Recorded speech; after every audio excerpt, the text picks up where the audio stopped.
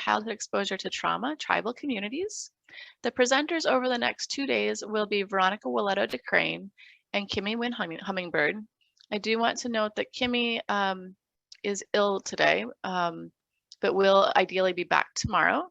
But we are very glad to have Veronica de Crane with us this afternoon, and I'm just going to do a brief introduction. Next slide, please. Veronica has extensive experience providing training and technical assistance to reservation schools and other agencies, and she currently manages a project focused on trauma-informed care within the juvenile justice system with the National Native Children's Tribal Center. So we're very glad to have Veronica with us this afternoon. Veronica, I'm going to turn it over to you.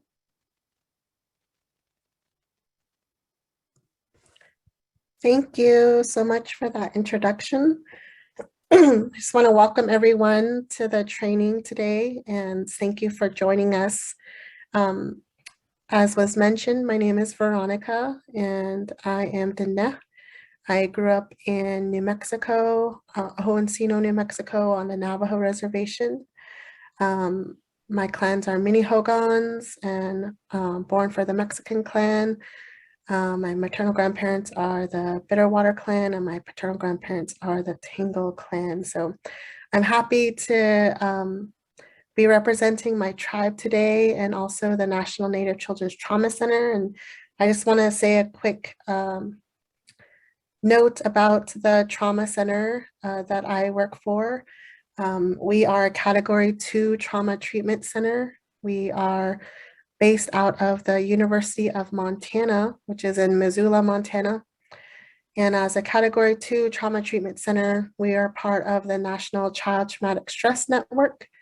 So we provide training and technical assistance, and others in the network provide direct service and also do research in trauma. So that's just a little bit about our background as a center. I'm just happy to be here today. So before we begin, I just wanted to first address, the topic that we're all here for today, and that is trauma and why we are talking about that today. So some of you may already have this information, but for those of you who are new to this topic, we just want to make note that we will be talking about how trauma impacts a person's health outcomes. And so we see it as important to understand so we can understand how to address some of the most pressing health issues that are affecting tribal communities today, as well as other communities. And also to say that trauma is something that can be prevented. And we'll talk more about that. As was mentioned, we'll talk more about positive childhood experiences. We'll talk about some of the protective factors, some of those types of things that can help to prevent trauma.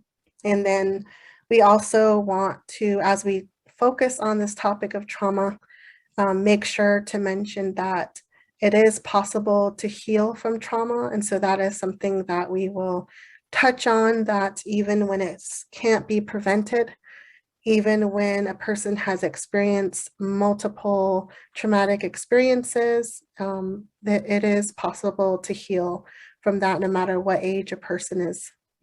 And also the reason that we talk about trauma and we want to have a better understanding of it is in order for us to ask better questions. So the reason that we say this is because sometimes in our communities, there may be people that are struggling with different things, with different behaviors. Maybe they're struggling with substance use, or they're struggling with depression, or there may be some individuals that are having some real health challenges, maybe obesity. And so, sometimes we may think about these things and wonder, what's wrong with the people that are struggling with these things. Maybe it's ourselves and we're asking ourselves, what's wrong with me? So that's something that we want to take a look at and just see if we can have a better question for. The more that we've understand the impact of trauma, it's helped us to ask a better question of what has happened, what has been the experience of a person that has, what has happened to them that has resulted in some of these outcomes that we are seeing in their lives today. So that's why we want to talk about trauma, so we can ask better questions, and with better questions, we can do a better job at addressing it, at preventing it and healing from it. So these are our learning objectives today. We are going to cover some of the key terms and concepts around this topic. We are going to specifically dive into historical trauma because of its importance to tribal communities. And we're going to review some of the research around trauma, the basic findings from research to help us understand a little bit more about the impacts of trauma. We're going to look at how trauma affects child development, and we're going to make sure to cover protective factors and resiliency as well, because those trauma and resiliency goes hand in hand. So we want to make sure to cover that as well. So for today, we'll actually get to historical trauma. We'll start out with historical trauma, and then we'll move into adverse childhood experiences.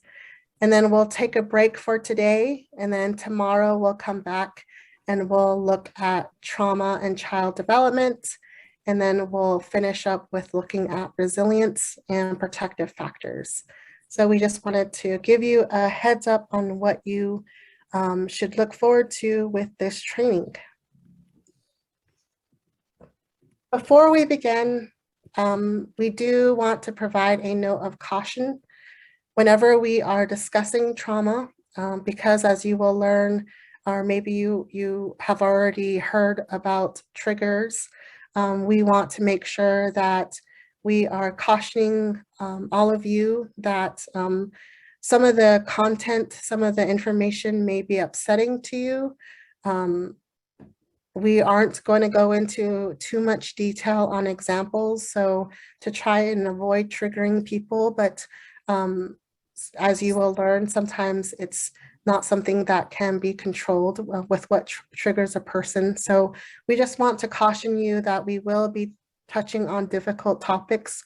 And if you find yourself struggling with the content of this training, some of those reactions may subside after a few days after this training. But if you find yourself still struggling with it, we do recommend some resources to you. Of course, if there's anybody that you trust and that you can confide in and talk to about how you're feeling, if there are any healing practices that you engage in personally, whether they're tribal healing practices or any other types of ways of healing and taking care of yourself that you can engage in after this training, we suggest that.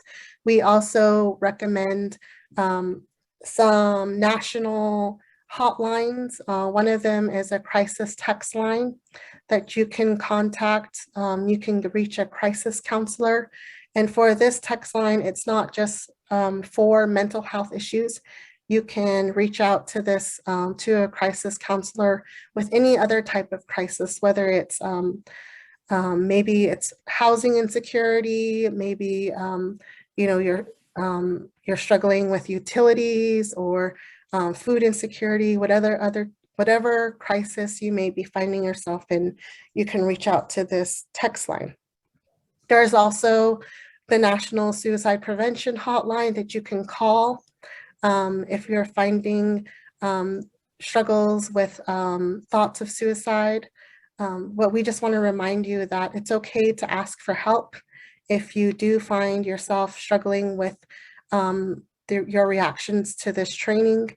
And we just want to remind you that your well-being is very important, And we hope that you will take care of yourself through this training as well as afterwards. So with that, we just want to do a practice right now. This is actually a skill that if you haven't already learned it, you can use in your daily life, you can use throughout this training. And it's a breathing exercise. It's a deep breathing exercise. So I'm going to go ahead and walk us through it. But just to explain first, how it will go is this is a deep breathing exercise that actually is used even in our military to help individuals who may be experiencing some very stressful events, stressful experiences, to help them calm themselves down, to help them cope with what it is that they're experiencing. So we'll actually use the count of 4. So when you're breathing in, we're going to count to 4. And then when you have a full breath, you're going to hold it for 4 seconds. And then you're going to breathe out slowly for 4 seconds. And then when you have an empty breath, when there's nothing in your belly, you're going to hold for 4 seconds. So some people may struggle with holding for the whole 4 seconds. If that is something that you find yourself struggling with, please don't push yourself. Just hold it for as long as you are able to. So we'll begin. I'll go through it several times, and hopefully this will help to relax us before we begin this training. So breathe in slowly for 4 seconds. Hold your breath for 4 seconds. Breathe out. Hold your empty breath for 4 seconds. Breathe in. Hold. Breathe out. Hold. Breathe in. Hold. Breathe out. Hold. We'll try it one more time. Breathe in.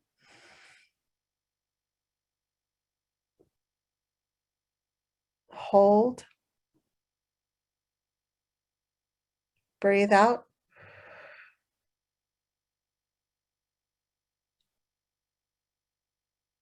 All right. Great job, you guys. So this is a good practice to have.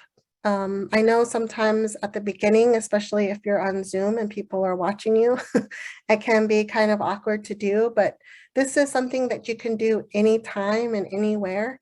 You can do it in your workplace and people might not notice that you are even doing it at all.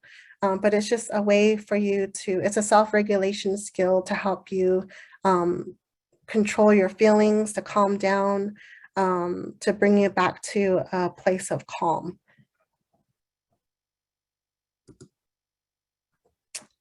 All right, to get us started, I just wanted to ask you all to go ahead and share in the chat what trauma means to you. I know those of us coming to this training today may already have heard about this term. We may already have an understanding of what it is. So to recognize that, I just wanted to ask all of you to just share what it is that, you know, if it's a definition of trauma or what it is that trauma means to you. And then for those of you who are coming from tribal communities, I also want to take this time to mention that trauma is not something that's new to our tribal peoples. And even though it's a research topic that's more, that has been more focused on in recent decades, that in our tribal communities, we've actually have some indigenous knowledge, a body of knowledge around trauma that has existed for years, and for other communities, that's the case as well. So I just want to make mention of that and recognize that as well, to acknowledge the knowledge that's already in this space. So I do have some folks that are sharing, and I'm going to go ahead and read some of those. So Carol has shared that it's an experience that you don't have the capacity to deal with. Kathleen says it's a reaction to a harmful situation that has lasting adverse effects, usually out of your control.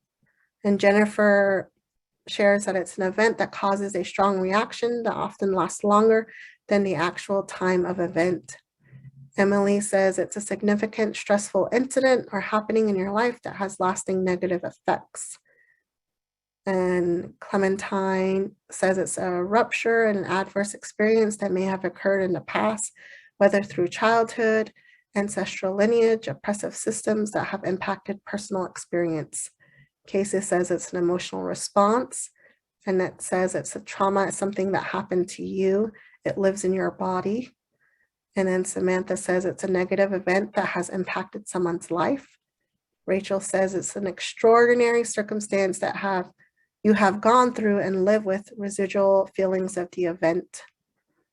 Wow, you guys have a great starting knowledge of trauma. So this may be a review for you, or maybe kind of clarify some of your understanding of trauma based on what we covered today. So hopefully you will learn something new to add to your knowledge as you already have it. So to begin, I'm going to go ahead and start us off with a formal definition of trauma. There's different types of definitions of trauma, but just to help us have a common language of it today, this is a definition that comes from SAMHSA. And so it's an event or set of circumstances that a person experiences that causes overwhelming terror or fear for their life or the life of a loved one. These events may be acute in that they are isolated and without pattern, like a car accident, or they may be chronic, and meaning that there's a continued pattern of exposure. So we'll talk more about the different types of trauma, but what's important to make note of in this definition is the experience, because individuals may go through the same event, for example, a car accident. There may be multiple individuals in a vehicle when the accident occurs, but each person may have a different reaction to it. For one person, maybe they have strong symptoms and reactions to the event, but after a few weeks, it subsides. For others, maybe they didn't really feel like it was life-threatening. It didn't really feel like it had that large of a impact on them. And then for another person that's in the vehicle, they may have felt like their life was threatened. They may be feeling the symptoms of trauma, and it may be long lasting and something that they're struggling to recover from. So people have different reactions to trauma, to an experience that is traumatic, that is life-threatening. And another point of this is just the overwhelmingness of what they're experiencing, because all of us go through stressful events and stressful experiences, and we've learned to cope with it. We've learned to recover from them. We've learned to handle the stress. But with trauma, it can be overwhelming for us. And as someone had mentioned, it may not be in our capacity to be able to recover from it right away. And so definitely we can't say to another person that they've gone through the same traumatic experience as us, and so they should be able to deal with it as well as we have, and vice versa. So just to start us off with this definition, so as we talk about what trauma is, some people might talk about it as more in the medical field as a physical experience, but there's also psychological impacts as well. And there are different types of trauma. So we mentioned a car accident, and that's actually an acute trauma. It's an isolated event. It's a time-limited event, a single incident. Chronic trauma is the type of trauma that is long-standing, and it happens over time, such as a prolonged physical abuse situation, or it could also be different types of acute traumas that happen to a person. For example, a child who is abused themselves, but may also witness domestic violence, or maybe a teenager who was the victim of a rape at one time, but also at another time witnessed a friend being shot, or maybe at another time also experienced the death of their caregiver. So an important point to understand about chronic trauma is that experiencing prior traumatic events does not toughen up a child. Instead, the effects can add up with each new experience, leading to more severe and chronic toxic stress, as well as can impact the development. So children who suffer from prior traumatic experiences tend to have more intense reactions to another trauma. And this is because the child or the adolescent, the young person, may never have had the time or the support to recover from that initial experience before they've experienced another traumatic event. And complex trauma, this is chronic trauma, but what is specific about this is that it begins in early childhood and it happens at the hands of a caregiver. And as a result, it causes severe impacts on development, which makes it difficult to recover from and to treat. So an example of this is a child who experiences neglect, whether it's emotional or physical neglect, as well as physical abuse over a period of time by maybe their father. Secondary trauma is a type of trauma where individuals experience traumatic stress reactions caused by exposure to another person's trauma or to their traumatic stress reactions.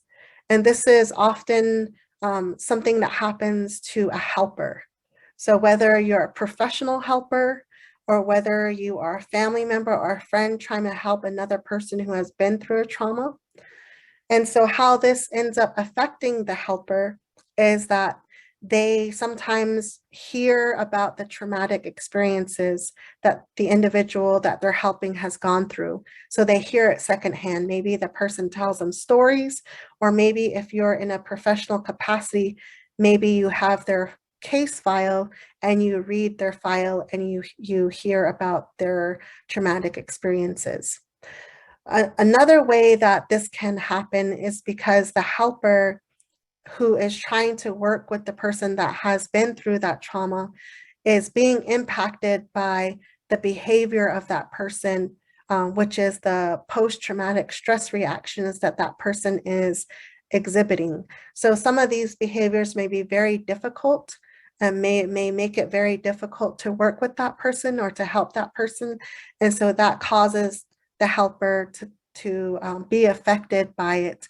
And in this case, they may actually take on the same behaviors or traumatic stress reactions that that person who experienced a trauma directly has.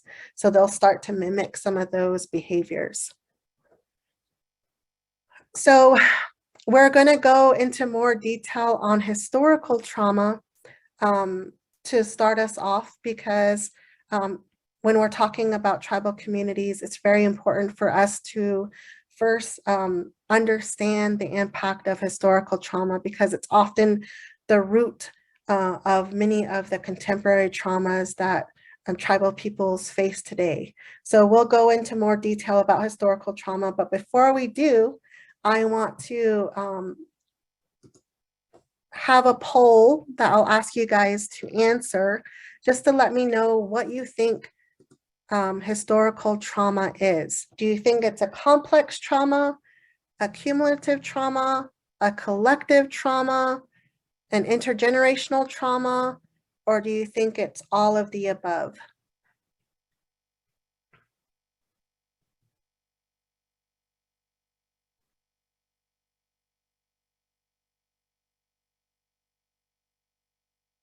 All right, we've got some folks answering. We're at 80%. Before I end the poll, does anybody else want to answer?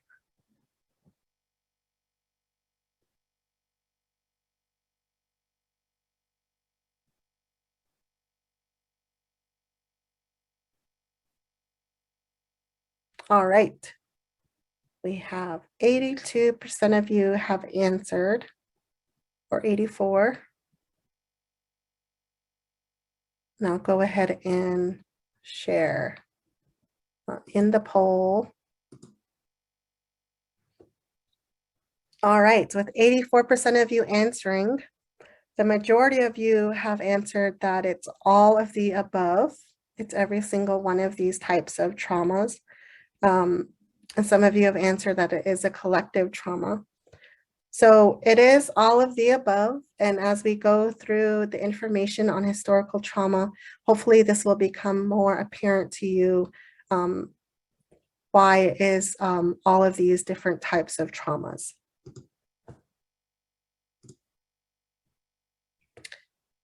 So as we started off asking, why is it that we're talking about trauma? I also want to first ask, why are we talking about historical trauma? So some of us may not feel like we are impacted by traumatic events that have happened to generations before us, or sometimes we may have the perspective that we don't want to keep talking about all of that pain of the past. And maybe you would rather focus on the positive, on strengths, on healing and resilience. Perhaps historical trauma is even a topic you've already heard a lot about. But the reason that we are talking about it today is because it's actually been a helpful theory for tribal communities, particularly as we look at the prevalence of trauma in tribal communities, as we'll touch on more and later on in the training.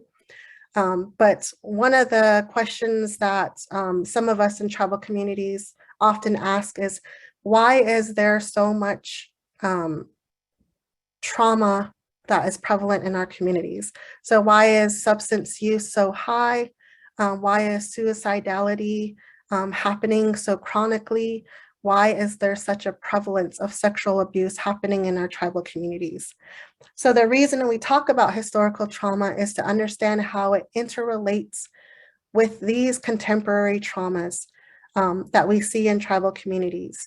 And historical trauma is a theory that helps us understand that it's not because there's something wrong with Indigenous people. It's not because we're a weaker race. It's not because we don't have resilience. It's because some things happen collectively to Indigenous peoples, a wound that was inflicted. And from this wound stems many of the adversity that our people go through today. So in this sense, as I mentioned earlier, historical trauma is that soil in which other traumas take root. And when this type of trauma is unacknowledged or unresolved, it can end up getting passed on to the next generation. So in order to prevent that, we want to make sure that we understand what's happening with historical trauma so that we can address it, we can prevent it, we can heal from it. So to start us off, again, we'll discuss the definition of historical trauma. So in any conversation about trauma in tribal communities, the first thing on everyone's mind is likely to be the mass violence and oppression that North American Indigenous people have experienced over the centuries. So we simply cannot understand the impacts of individual traumas in the lives of Indigenous people, such as child abuse, violent incidents, or the sudden loss of loved ones, without first understanding the ongoing impacts of historical trauma on tribes and communities. This is often ignored in discussions of trauma outside of tribal communities. Often we are only talking about acute traumas or complex traumas. We're only talking about things that have happened to individuals. But for Indigenous people, what has happened to us collectively is just as important to talk about. As we all know, Indigenous people in North America have experienced tremendous losses over the course of more than 400 years. This includes genocide, forced relocation, the introduction of diseases, forced assimilation, including Indian boarding school policies that removed children from their homes and subjected them to abuse, and policies that prohibited tribal people from spiritual and cultural practices, as well as persistent racism and stereotyping that continues to this day. The Lakota psychologist Maria Yellowhorse Braveheart pioneered the study of historical trauma among North American tribes. She made comparisons between American Indians and the survivors of the Jewish Holocaust, and she actually saw similarities between the effects of historical traumatic events on American Indians today, as it was similar to the effects of the historical event of the Holocaust on the descendants of survivors of the Holocaust. So she defines historical trauma as the collective psychological wounding across generations, including the lifespan, which emanates from massive group trauma. And she specifically points out the boarding school experiences and the separation of families that happened as a result of the boarding school experiences, the forced removal of children and the forced assimilation of those children in those boarding school experiences. Other researchers have added to this definition, and they define historical trauma as a complex trauma because it's multiple events that are happening to people. It's a cumulative trauma because it's building on each other, these events. Before people can heal from one event, there's another event that is happening to them. So it's cumulative. It's collective, meaning that it's happening to a group of people, and it's intergenerational, meaning that the effects of it is being passed on from one generation to the next. And another specific thing to note about historical trauma is that there is an ethnocidal and genocidal intent to these historical events that have happened to Indigenous peoples. So sometimes people use the term intergenerational trauma interchangeably with historical trauma.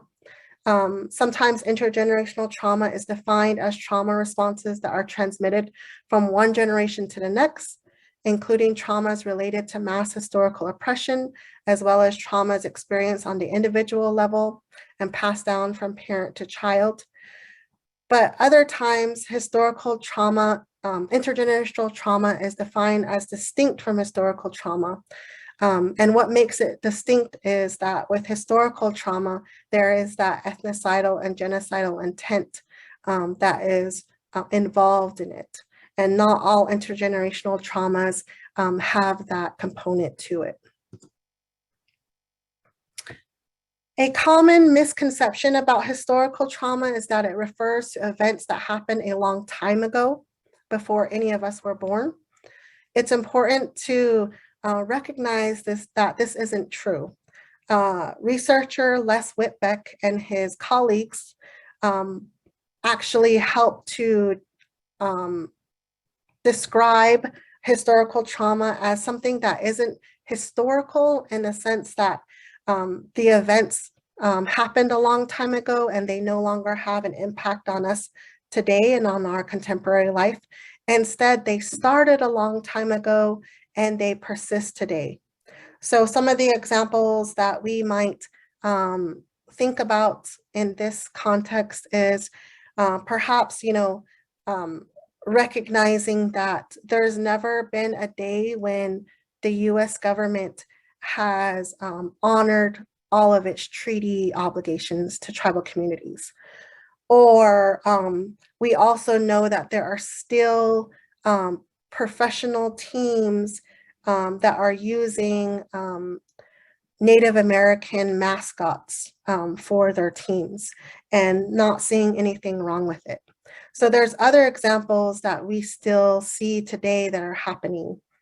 And the degree to which historical trauma affects individual people on a psychological and spiritual level is sometimes debated. Many tribal people may feel that focusing too much on historical trauma can be harmful and pathologizing, but other tribal people actually experience vivid reminders of the losses their tribes have suffered. They actually are experiencing psychological impacts, having to deal with these losses on a daily basis. It's difficult to study historical trauma and to verify one way or another the degree to which it continues to impact individuals. So there is little or no ACE style research related to historical trauma. And the reason for this, one of the difficulties with researching historical trauma is that it's very difficult to separate the effects of historical trauma from other types of contemporary traumas. But what we do see clearly, what we do see in our communities clearly is that there is a direct connection between historical events that happened and present day conditions that tribal peoples face today. And that we know that those present day conditions that tribal peoples face are the cause of many of the individual traumas that we know tribal peoples are going through today. So historical trauma looks different across tribal communities because each tribe is distinct. However, there are some common shared traumatic experiences included, and this is the establishment of reservations, the breaking of treaties, forced assimilation, maybe because of having to relocate people to urban centers, forcing them to assimilate into American society. Boarding schools is another shared traumatic experience with American Indians. The establishment of the reservations and the signing and breaking of treaties, those are examples of events that happened before any one of us was born. So it's, it's of course understandable to see them as history, as things that happened in the past. Boarding schools, however, sometimes we see it as history, even though it actually continued into the 1950s. And there are people that are alive today who went through it or whose parents or grandparents went through it. And these past events traumatized the people that were living at the time, our ancestors, but they also caused poor economic conditions on the reservations. They caused the loss of cultural traditions and languages. They have caused some of the discrimination that persists today and the health disparities that we see among tribal peoples.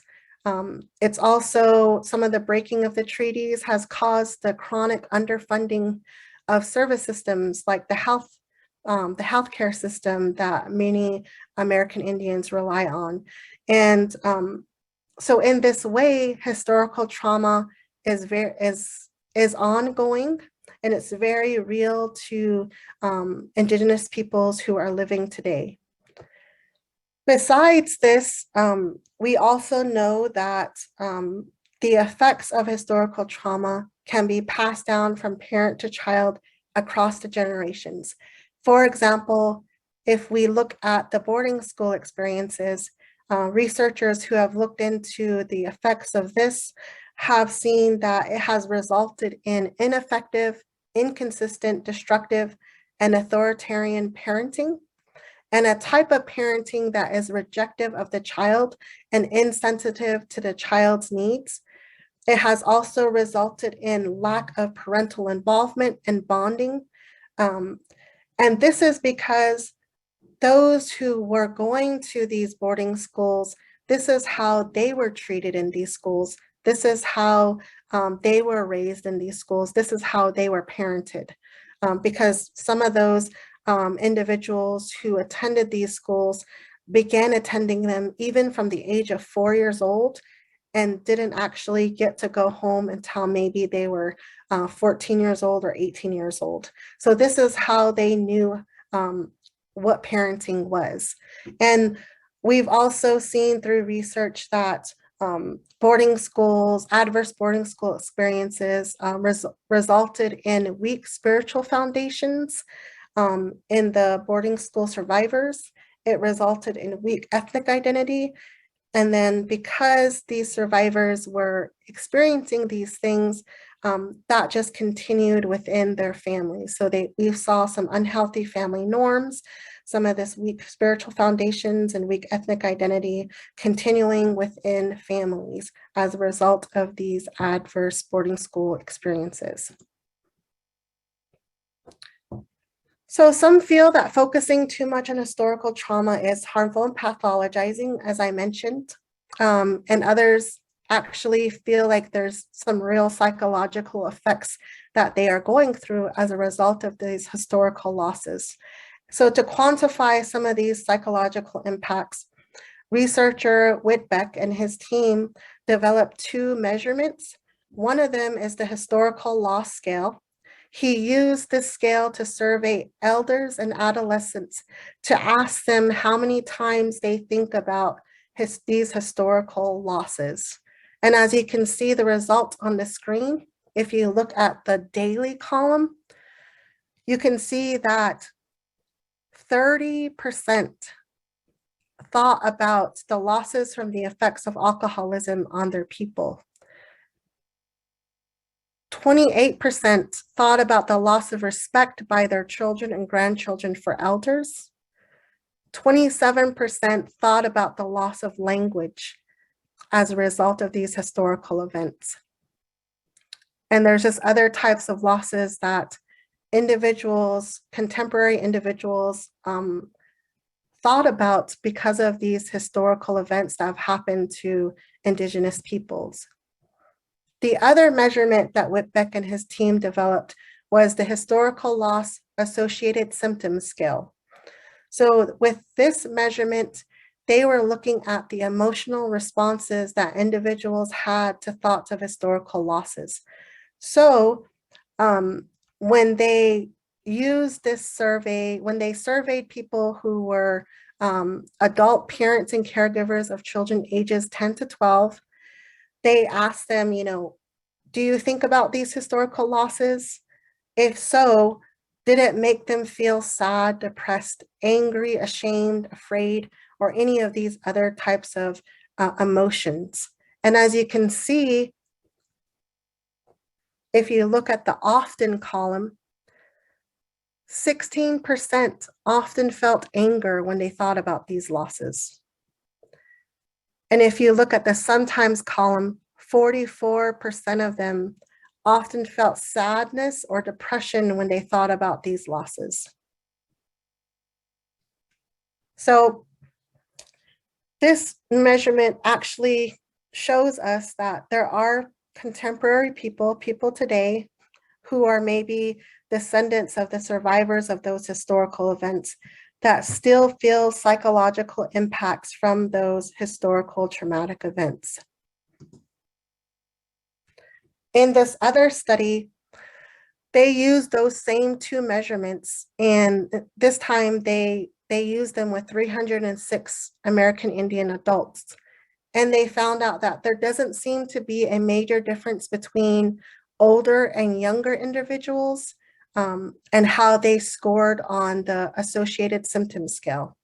They also found out that individuals that are dependent on substances experience more distress as a result of thinking about historical losses. They had higher scores on both the historical loss scale and the associated symptom scale.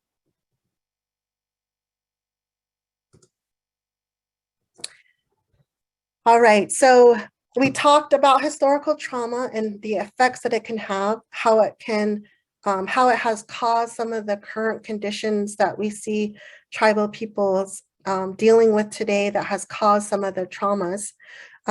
We have also talked about some of the psychological impacts of historical trauma. So I want to go ahead and break you guys up into groups. You're going to go into some breakout rooms, and you're going to take a look at a scenario. I'm going to go ahead and have Dana upload the scenarios into the chat box. So take a look at this scenario for Reggie. So you're going to read about Reggie, you're going to read his story. And as you're in your groups and you're reading his story, you're going to discuss with one another what signs of historical trauma you see in Reggie's story, and how might these traumas be influencing Reggie's life. I do want to welcome a few groups to share. If there is a group who would like to start us off, please go ahead and unmute yourself. If there is someone from your group who wants to be your spokesperson.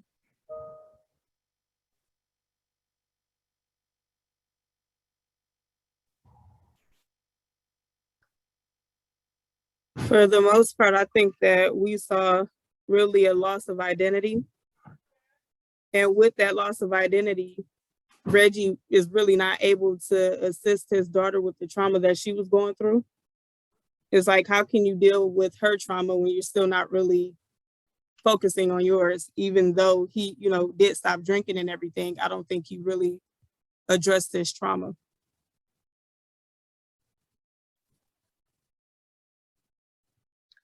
Our group brought out the fact that Reggie and a lot of the ones that were in boarding schools didn't have any kind of parenting while they were there, so they don't have these skills to when they came out and started having their own families. How were they going to raise children, and when they didn't even have their own skills developed, because it's not like the boarding schools were teaching them that. They were busy stripping them of everything they knew about themselves and their culture. I mean, even their identity, outward identity, not just the inside, but everything. And I just kind of was sharing some of them, like because Reggie's story is almost very much like a lot of my cousins and family members that I have. It's really sad, yeah, to see that they have these wounds that they can't even really address. They don't even like to talk about it. So it's hard to recover from stuff like that when you don't even want to acknowledge that or talk about that you were even there. Like my father, he doesn't talk about it at all. He won't even acknowledge, that he went. So, and if you don't know that they went through these things, it's hard to heal from that. Absolutely. So we see from Reggie that he may not realize that some of the struggles that he's having is as a result of historical trauma, as a result of the boarding schools. Sometimes people have an awareness of it, and sometimes people do not, right? Just like with any other type of trauma. That's for sure. Is there another group that would like to share? Thank you guys for sharing. This is Annette. I just wanted to share something that kind of hit me today in looking at this, is, you know, as young Indigenous children, I was told anyway, and I'm just going to assume the generations before me were told that to respect your elders, right? And so when Reggie and others like Reggie, as I think it was Rachel that said, it's a universal story now for Indigenous people. Residential school, boarding school. I'm from Canada, so it was called residential school for us. You know, we're told to respect your elders, and so when you're being brought to a place of authority, a place of school, and your authority figures are not allowing you or telling you it's wrong to speak your language, what does that do to a child for the rest of their life? So it is that loss of identity, but it really breaks that spirit of children and who they are. And they never, I don't think, can really ever connect fully. And I've seen so many elders in my time as I was growing up, and you know, I'm in my 50s now. So many elders, when they would reclaim their identity as being Indigenous, just this light that they would have and this excitement. It was like they were little children all over again, because now they were excited and proud to be their Indigenous identity, in my case, Blackfoot. So really seeing that and today, like, we have laws like that. If a police officer or a teacher or whomever in authority does something, it's even perceived more detrimental. And so, but it wasn't there. Those laws weren't there when my parents and grandparents and my husband went to school. So I just wanted to share that just as an educator is really sticking out with me today. So thank you for the case study or the opportunity to talk about that. Thank you so much for sharing from your own experience. Absolutely. We know that from residential schools that, you know, the stripping of culture, you know, one of the famous ones in the United States is Carlisle Indian School in Carlisle, Pennsylvania. And the motto of the head of that school was to kill the Indian and save the man, right? So we know that the effects of it was the stripping of cultural identity. But we also know that with some children, they experience other types of traumas as well, like some of the abuses. So in addition to language loss and cultural losses, they experience malnutrition, they experience death from diseases, you know, they were experimented on. There was just different types of experiences that children at these schools had. So, you know, with Reggie, we see some of that impacting him and what is happening now with his life. You know, he's trying to raise up his own daughter. And as someone had already mentioned, perhaps not healing from these traumas that he's had from boarding schools. Thank you guys for sharing. If there's anything else that somebody wants to share, feel free to do so in the chat. If you want to add to what's already been spoken. So thank you guys so much for reading about Reggie's story and having that discussion. I know sometimes historical trauma is difficult to talk about, but I hope that it has been helpful to try and just set the context of not just today and what individual Native people are going through today, but also where it started from. And hopefully that has been helpful in helping you to understand that. But we also, before I move on, I want to make mention that historical trauma isn't the only part of our story. So as American Indian people, we are also resilient people. We are people that have positive historical events. We tell in our stories. We have stories of resilience, we have stories of healing, and we have stories of strengths. And all of that is also passed down to us from previous generations.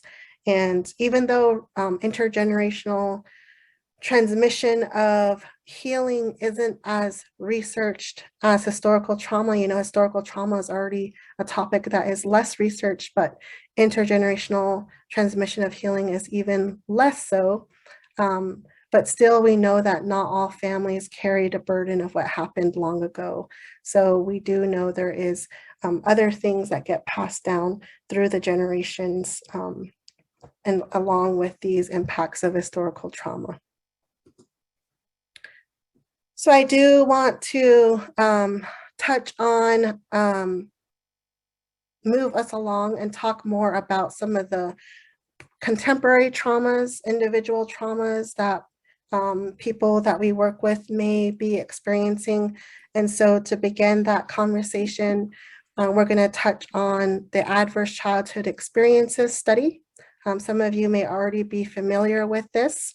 The concept of trauma and tribal ways of understanding trauma have been around for a long time, but it is only in recent years that people have started talking about how trauma relates to health and well-being outcomes across the lifespan.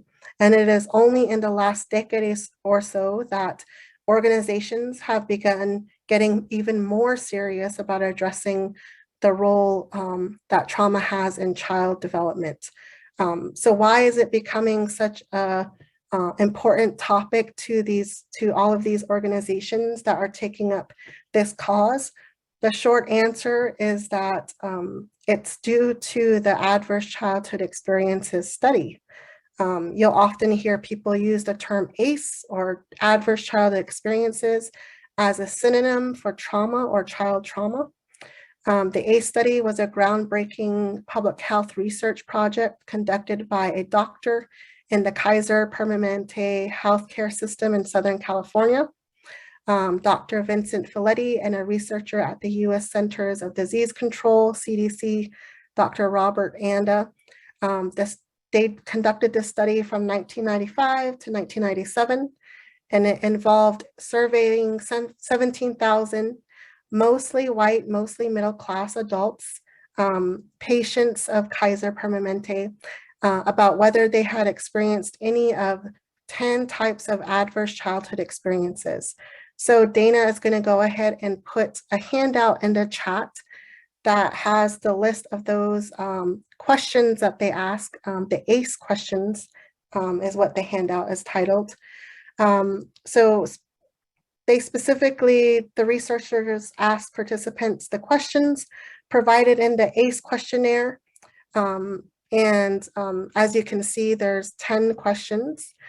And then they compiled those responses and they reviewed them in the context of people's current medical and mental health records. And they drew some powerful conclusions from it. So we're going to go ahead and watch a video that is going to tell us more about this study.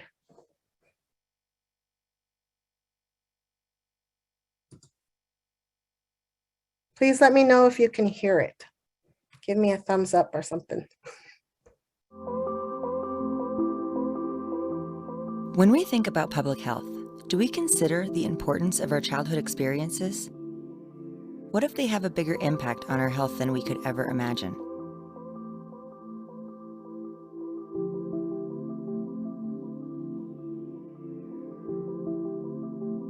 Adverse childhood experiences, or ACEs, are instances of stress and trauma during childhood that determine physical and mental health outcomes during adulthood. What exactly does adverse mean? What is adversity? Adversity is also known as difficulty or hardship.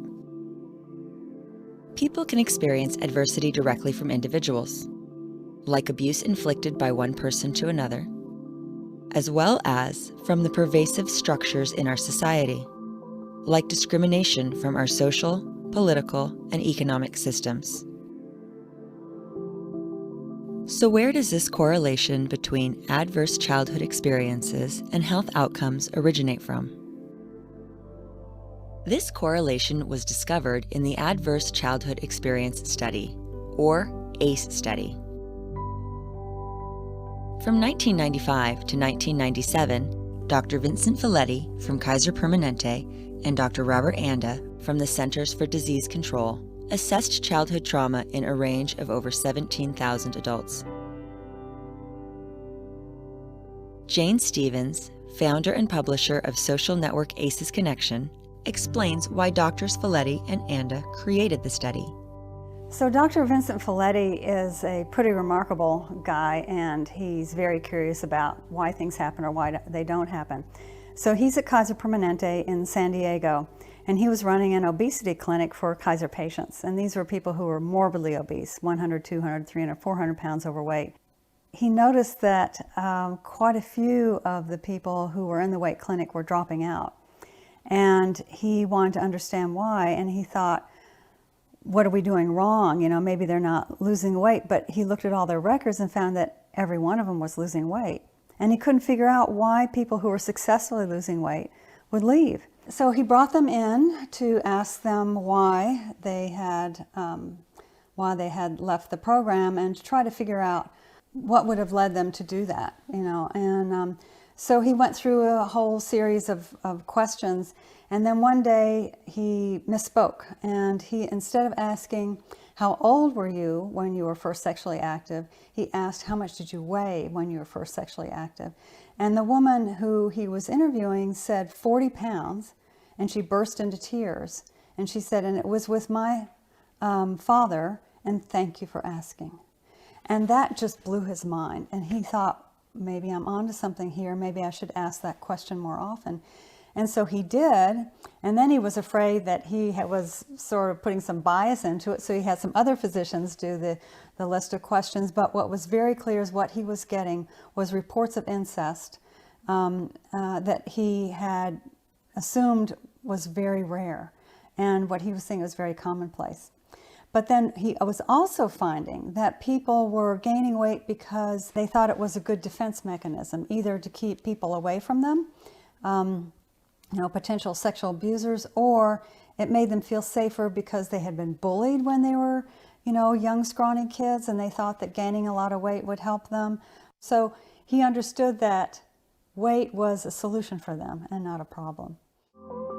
They assessed 10 types of adverse childhood experiences in the study: emotional, physical, or sexual abuse, emotional or physical neglect, substance abuse, mental illness, separation or divorce, incarcerated family member, and domestic violence. They also created a scoring system for ACEs. For every ACE a participant had experienced, they got a point on their ACE score. So if someone experienced physical neglect, no matter how often, they would receive a score of 1. If a person experienced physical neglect and had a parent with mental illness, they received a score of 2, and so on. Then, the doctors correlated the ACE scores with health outcomes. Dr. Nadine Burke-Harris, founder of the Center for Youth Wellness in San Francisco, is a leading medical professional on adverse childhood experiences. In this segment of her TED Talk, she describes the results of the ACE study. What they found was striking. 2 things. Number 1, ACEs are incredibly common. 67% of the population had at least one ACE, and 12.6%, 1 in 8, had 4 or more ACEs. The second thing that they found was that there was a dose-response relationship between ACEs and health outcomes. The higher your ACE score, the worse your health outcomes. For a person with an ACE score of 4 or more, their relative risk of chronic obstructive pulmonary disease was 2.5 times that of someone with an ACE score of 0. For hepatitis, it was also 2.5 times. For depression, it was 4.5 times. For suicidality, it was 12 times. A person with an ACE score of 7 or more had triple the lifetime risk of lung cancer and 3.5 times the risk of ischemic heart disease, the #1 killer in the United States of America.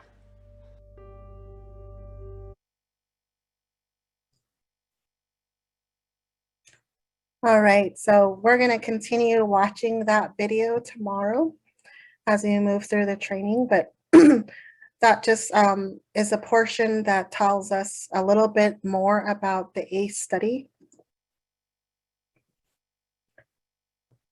So in evaluating these 17,000 people, they found that there was a link between negative health and well-being outcomes and adversity.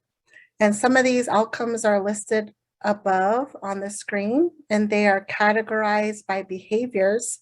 So smoking, alcoholism, missing work, physical and mental health issues like diabetes, suicide attempts, cancer, and heart disease.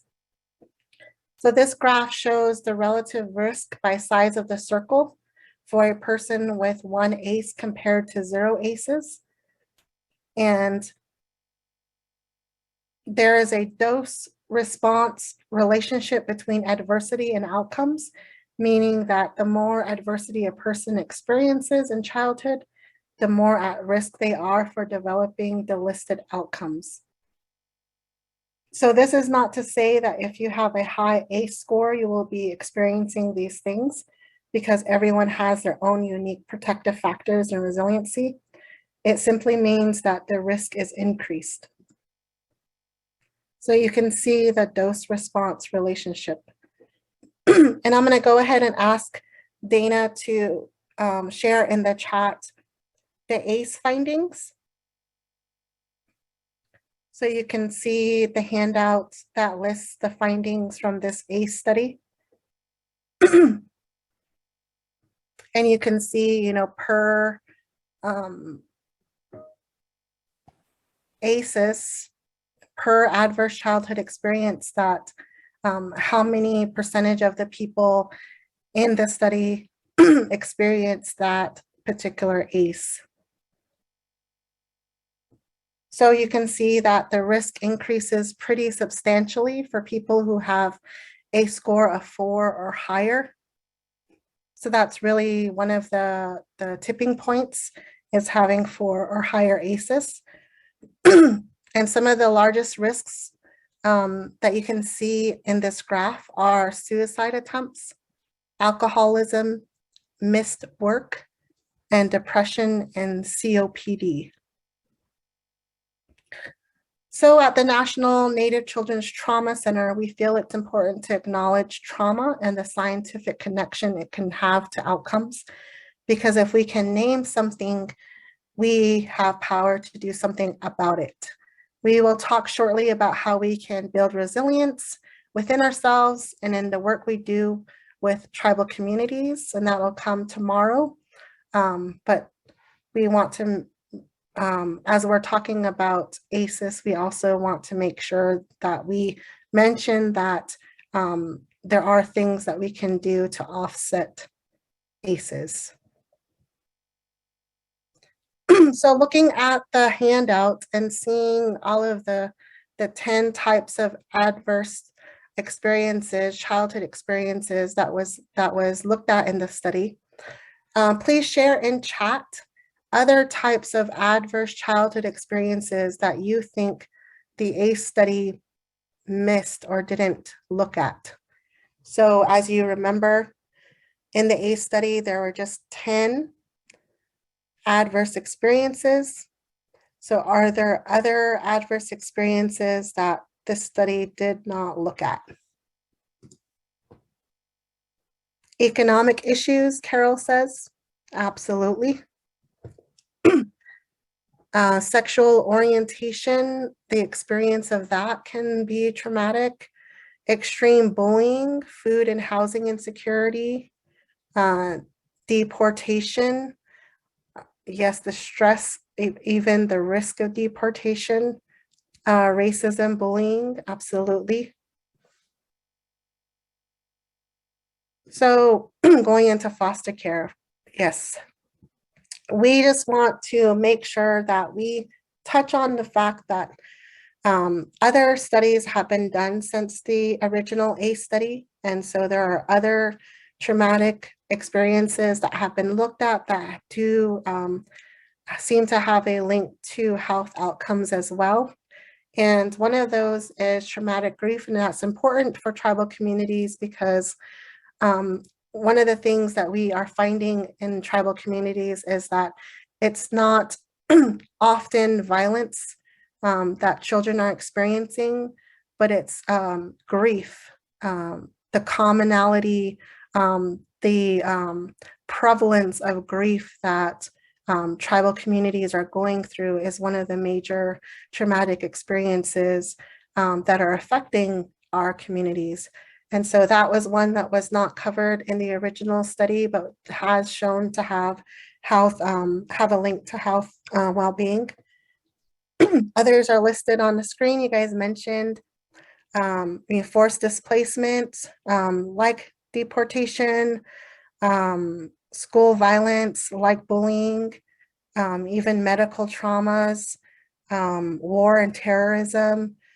So just different types of traumas that individuals can go through that does have an impact on their health and well-being.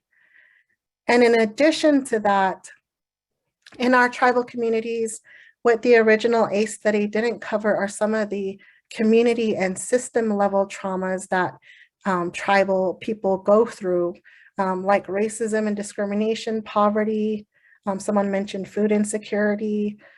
Someone mentioned foster care, involvement with the child welfare system, as well as the juvenile justice system, zero tolerance school policies that can result in expulsion, underfunded or inadequate medical facilities. So a lot of tribal peoples depend on Indian health services in both the urban and reservation communities.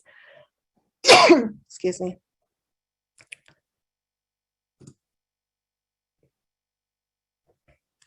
Give me 1 second. I have a cough.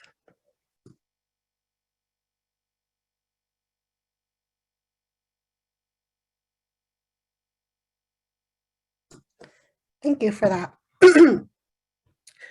So it also was touched on in a video that the demographics was largely middle class, well-insured people, white, largely white. And so people often ask, what about studies of American Indian populations? So these are some of them on the screen.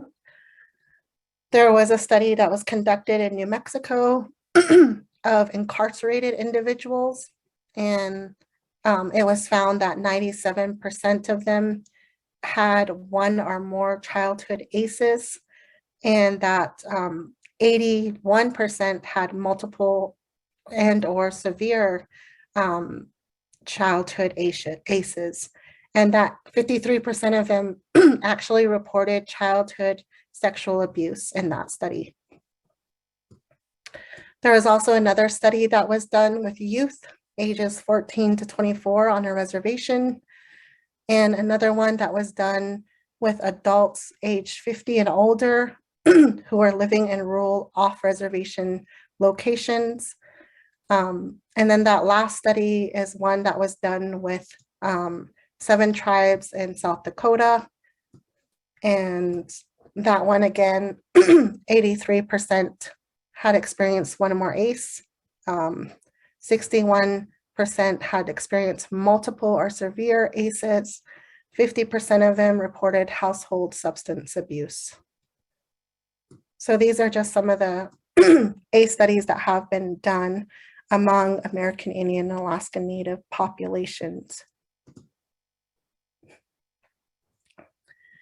I do want to make note that although there is so much more to learn about ACEs and how to prevent and mitigate the effects of it, we also know that childhood experiences are not limited to those that involve adversity. All childhood experiences matter. In the last few years, researchers have started to examine the impacts of positive childhood experiences on children and adults.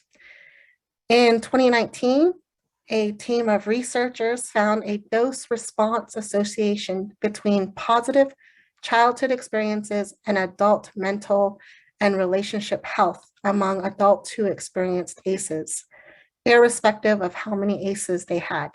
This means that it's really important to have positive childhood experiences, no matter how much adversity you have in your life.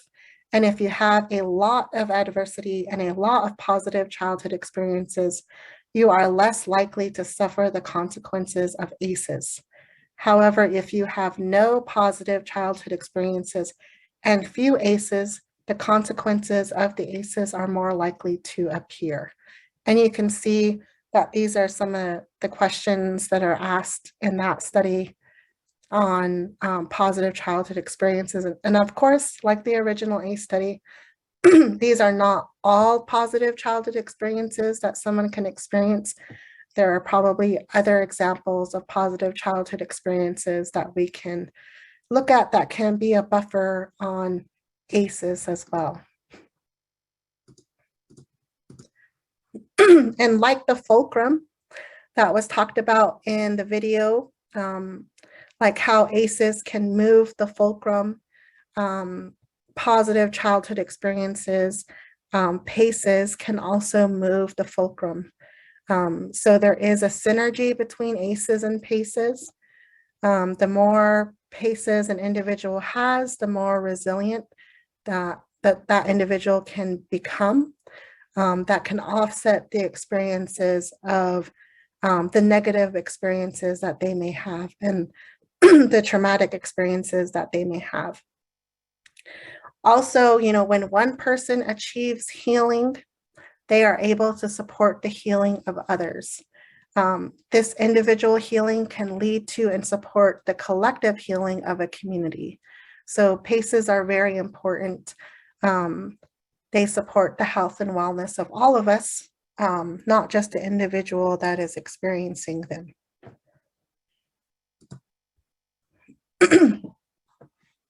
So we have time for another breakout session. And this time we are going to read Sherry's story. So in that same handout that you found Reggie's story, you'll also find Sherry's story.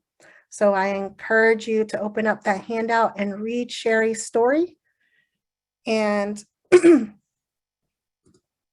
let me pull up the questions from Sherry's story. So it's similar. I'm going to go ahead and put it in chat. It's similar to Reggie's story. What traumas, individual as well as community and system level, do you see signs of in Sherry's story?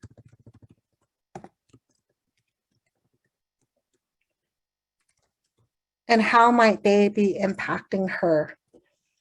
Particularly as you have read Reggie's story and you kind of saw a little bit of Sherry's story and Reggie's story, you will also see that Sherry is also a parent. And so you can kind of see the impacts of these traumas that she has experienced, that she may have experienced that may be causing some of the effects that are happening in her life. Everyone is back from their breakout room now.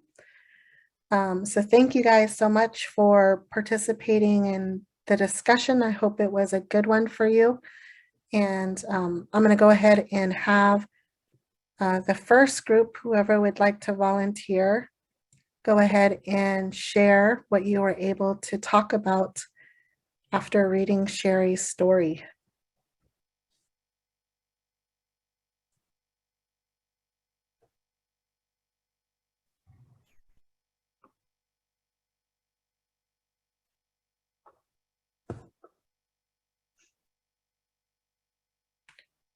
Is there a group that would like to go first? Veronica, sorry, I was really talking and I thought I had unmuted myself. Oh. I think what we initially looked at was Sherry as a mother, and then but then looking back at her own experiences as a child and her own mother's and her relationship with her mother or lack thereof, how did that develop her as a mother? So then we listed some of those adversities that happened or trauma, being, you know, her parents were both substance abuse, had substance abuse issues. She experienced neglect in that they didn't protect her from someone, coming in and abusing her. So the sexual abuse. So there's 3 right there, right, at a very young age. And then her mother abandoning her, and her father in a sense as well, because he wasn't there. She went to live with her grandmother, and then the death of her grandmother and going back to her father, so that story. But also now when we look at the community, when her grandmother died, where was the community? When the community really should step in. It takes a village to raise a child, right? Knowing that if she went back to her father, that cycle was there. And then looking at the system level for her in school when her grandmother died, that the school wasn't there to support her.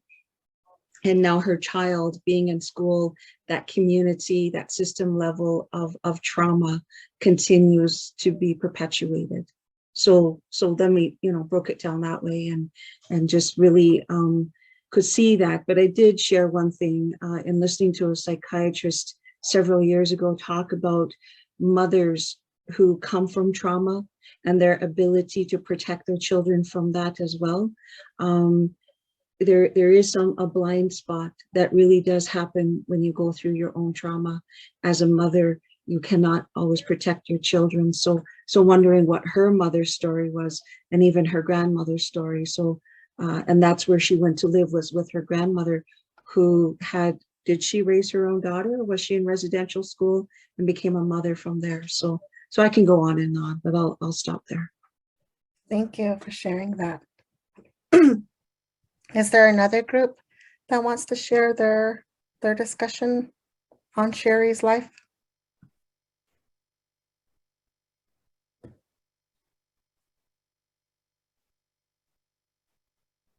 Having the additional insight from her perspective gave a whole different pivot to Reggie's story. He, in my opinion, even though he had his own history of trauma, he did a lot of blaming the victim with Sherry, and hearing the story from her perspective was very eye-opening. And it's, unfortunate that, as it's been indicated, that historical trauma is continuing with her child. Absolutely. Also, to add to that, you can see how it's starting to carry on into her son and the way that she was interacting with him and with her anger, like her father did with her. So you can see how it's carried from the father to Sherry, now to her son, and then what it's going to be like for him, because he's dealing with issues now too with this Sherry's boyfriend being caught photographing him. So there's abuse right there for her son, and it's just carrying on. And like Annette said, that, mothers who have experienced abuse have that blind spot. So maybe she wasn't able to see that, and that also can carry on to her own and blaming, and maybe, trigger her own, abuses with, alcohol or drugs again. So it's just a cycle that's hard to break. But you can see where Sherry had, goals. She wanted to go to college. She talked about this with her grandmother, and they, and getting scholarships. So she did have aspirations and try to break that cycle, but she just didn't have those systems there to help her out. Like was mentioned, the community, or, anybody that could mentor her or help her out. So, just trying to have those systems in place to help you through that. And, she experienced homelessness and sleeping in her car. So those are those insecurities about housing and probably food insecurities. There's a host of things that were going on with Sherry and with her children that will now carry on with them too. Absolutely. Thank you guys for such rich discussions on these scenarios and Sherry and Reggie's stories. And we'll continue talking about them, about this family tomorrow as we learn more about Sherry's son, Damien. And again, tomorrow we'll be covering, we'll be going more into trauma and child development, the effects on child development. And we'll also be covering building resiliency and looking at some of those protective factors that have been proven to be effective with Native children to build their resiliency. So we'll look at some of those things tomorrow. And I just welcome all of you for, thank you for joining us for the second day of this training on childhood exposure to trauma in tribal communities. And I'll go ahead and let Kimmy introduce herself, and then I'll introduce myself as well. You guys met me yesterday, so I'll give Kimmy a chance to introduce herself. Good afternoon. Thank you for having us. Stongo SJ, Kimmy Wind Hummingbird Jahajipkados. I'm joining you today from my reservation in Oklahoma. I'm Muskogee. And prior to me joining the NNCTC team about 7 months ago, I worked for tribal child welfare programs for 22 years. So that's my life's work, has been working all day, every day for tribal communities to ensure that children are connected to their families, to their culture, to their traditions. And that's all I know is preserving Indian families. So I'm so happy to be here today and working alongside Veronica. And I apologize for not being available yesterday. And I'm sure you guys know what I've learned to be true about Veronica. She's a rock star. So I'm excited to be here today and learn from you guys and help to share some knowledge that I have from working within tribal communities. Thanks. All right, and those of you who were here yesterday and are joining us again, you heard my introduction, but I'm Veronica and I'm Dana. I grew up in New Mexico and I now live in Billings, Montana. And I'm just happy to be here. My background is in education and working in youth development. So I'm happy to be joining you all today and talking about this topic of trauma. So we'll go ahead and get started. First, we went over those learning objectives, and just to remind you of them, today we're going to focus on some more of the basic findings of trauma research. So there'll be some more that we'll be covering today, and we'll be focusing on child development as well as resilience. And so once again, this is our roadmap.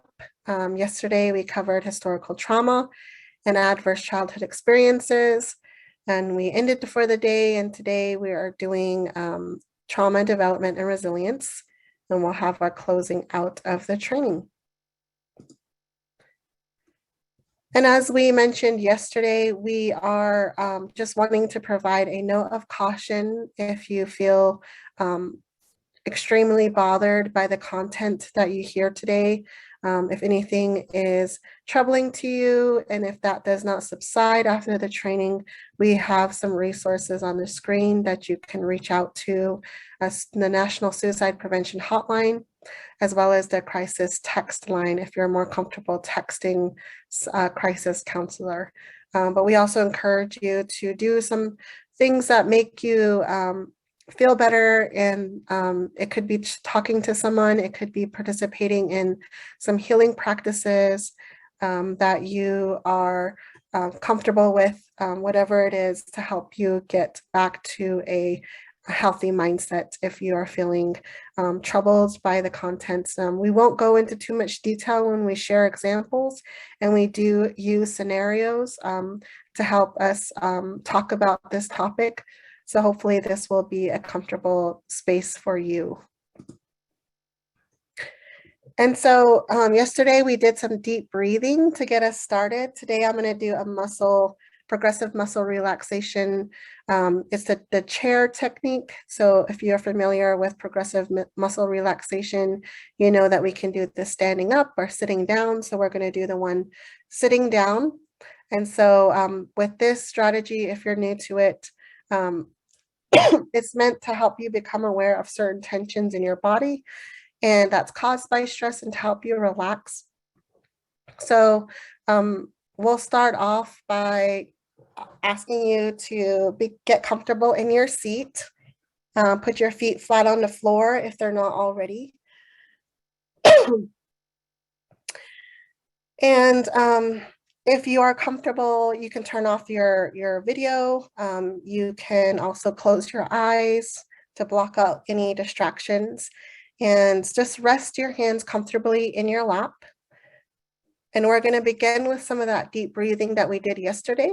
So we're going to take in a slow breath, again for 4 seconds. So take in your slow breath and then hold it.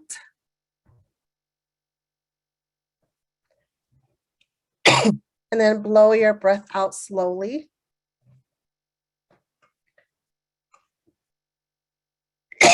And then hold your empty breath.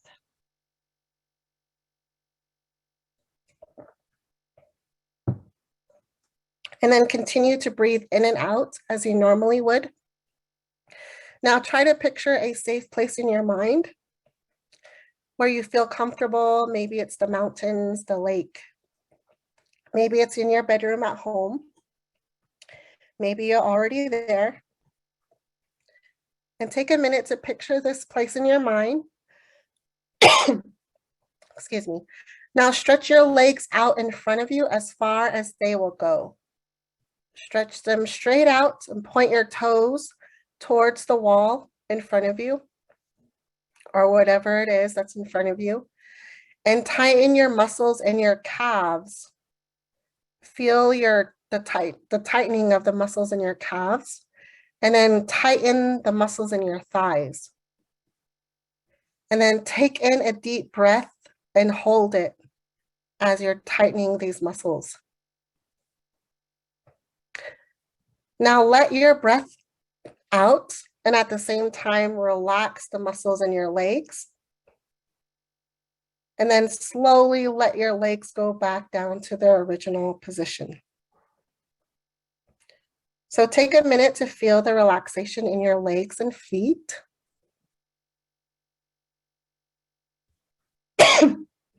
Now we're going to try again with your arms. So stretch your arms out to the side of you as far as they will go. Point your fingers towards the walls. Now make tight fists and tighten your muscles in your biceps and triceps, and then those in your shoulders. And take a deep breath in, hold it, and then let out your breath. And at the same time, relax your muscles in your hands, arms, and shoulders. And then let your arms go back slowly down to their original position. And then just take a minute to feel the relaxation in your arms and shoulders. And maybe notice if they feel a little bit more relaxed than before you started. So this is a really good strategy to use. You can use it again, like deep breathing, anytime, anywhere, at your desk at work or wherever, at home. There's also a website that we will share with you all, and it's for the Dartmouth College Student Wellness Center webpage. And they actually have some audio recordings of PMR strategies, as well as deep breathing, grounding strategies, and some other things like that that can be helpful to you. So just keep in mind this strategy as we're going through this content. It might be something that you decide to do as you're listening to what we'll be talking about today. So thank you guys for doing that with me. And we're going to go ahead and get started, and we're going to be talking today first about trauma and child development. So have you ever met someone who acts much younger than their age? The person may be an adult who makes decisions with the impulsivity of a teenager, or a person is a teenager who has a temper tantrum like a child. So childhood and adolescence are the years of development that build the foundation for adulthood. And healthy development provides opportunities for children to have relationships with caregivers and other adults who help them to acquire the skills that they need to navigate this world successfully. This generally happens by referencing a caring adult who guides the child to understand what is safe and unsafe, and how to get their physical and emotional needs met in ways that don't jeopardize their safety or the safety of others. Trauma can interfere with developmental accomplishments, such as when it prevents a caring adult from being present in the early or middle childhood years. Because developmental tasks of adolescence build on developmental gains made in childhood, individuals may fail to develop these skills and may sometimes appear stuck in more immature stages of development than their actual age.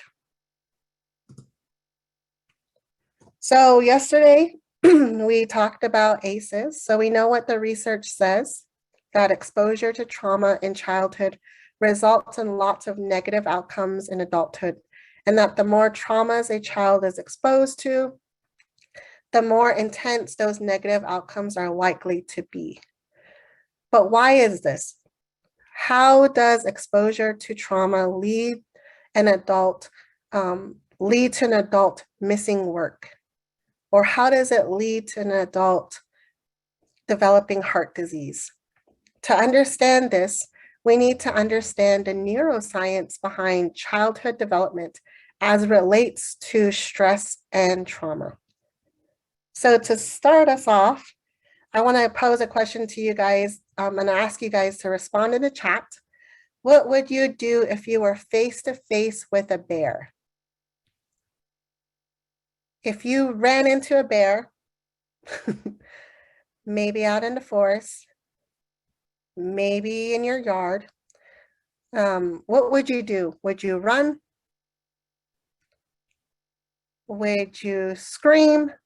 Go ahead and put your answers in the chat.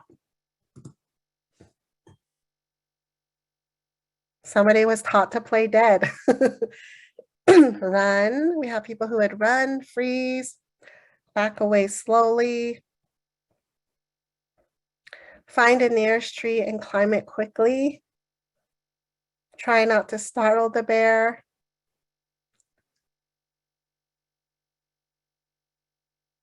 Somebody would fight the desire to run.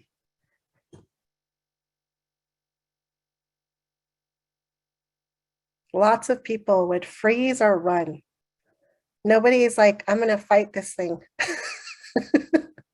That's probably a good thing, right? We'd probably lose. So one of the critical tasks of a developing child's brain and body is learning to deal with stress. Stress is not always negative, nor are its effects always harmful. We experience stress in response to threats.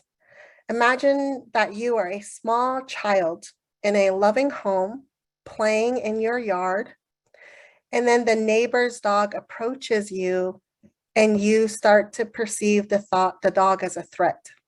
So your heart rate starts to increase, your adrenaline is released in your bloodstream, and your hormones begin to flood your body. This is your brain and body's way of preparing you to act on the threat in one of three ways: to either fight it, flee from it, or freeze. Maybe you will hit the dog and drive it away. Maybe you will run away from it, or maybe you will freeze in place hoping that the dog will lose interest in you. Now, let's say that this particular dog isn't an aggressive one. Within a few seconds of appearing in your yard, the dog sniffs you, licks you on the face, and walks back to its own yard. And you feel the threat recede, and your stress responses recede also. Or what if, on the other hand, the dog continues to show interest in you in a way that you perceive it to be threatening, but your mother sees what is happening and comes to comfort you. And in that case, you feel protected, buffered from the threat of the dog, and your stress responses quickly fade. When children routinely experience stress in one of these two ways, 1, when the threat recedes quickly, 2, when a caregiver provides support and comfort in response to the threat, this is when the child develops healthy stress response. Stress can become a very negative influence on a child's life. However, when a child's stress responses are regularly activated and stay activated instead of fading, the child fails to develop healthy stress response. Their brain and body remain in this red alert, and most of the time or all of the time. The two main reasons stress responses might not fade, or as you probably have already guessed, the opposite of the two conditions that make for healthy stress responses. The stressful event keeps happening over and over, or there's no caring adult to protect the child from the stressful event when it happens. So a child who is routinely subjected to abuse, or a child who experiences a sudden loss of a loved one after the other, or a child who is neglected and left to cope with threatening situations on their own. In these specific cases, stress responses stay activated. The child's system triggers either a fight, flight, or freeze response, not only in situations of danger, but also in situations where there is no danger. This is unhealthy stress. It changes the way the brain develops. It takes a physical toll on our bodies, and it leads to attempts to cope that are maladaptive or harmful. So now let's think back to Sherry and Reggie's stories yesterday. If you remember their stories, can you remember seeing any evidence that either of them or both of them might have been exposed to unhealthy stress? I think we did, right? As we were talking about it.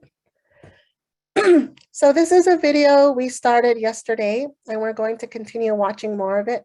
We won't finish it, but we'll watch the part that explains more in detail the neuroscience behind child development and trauma.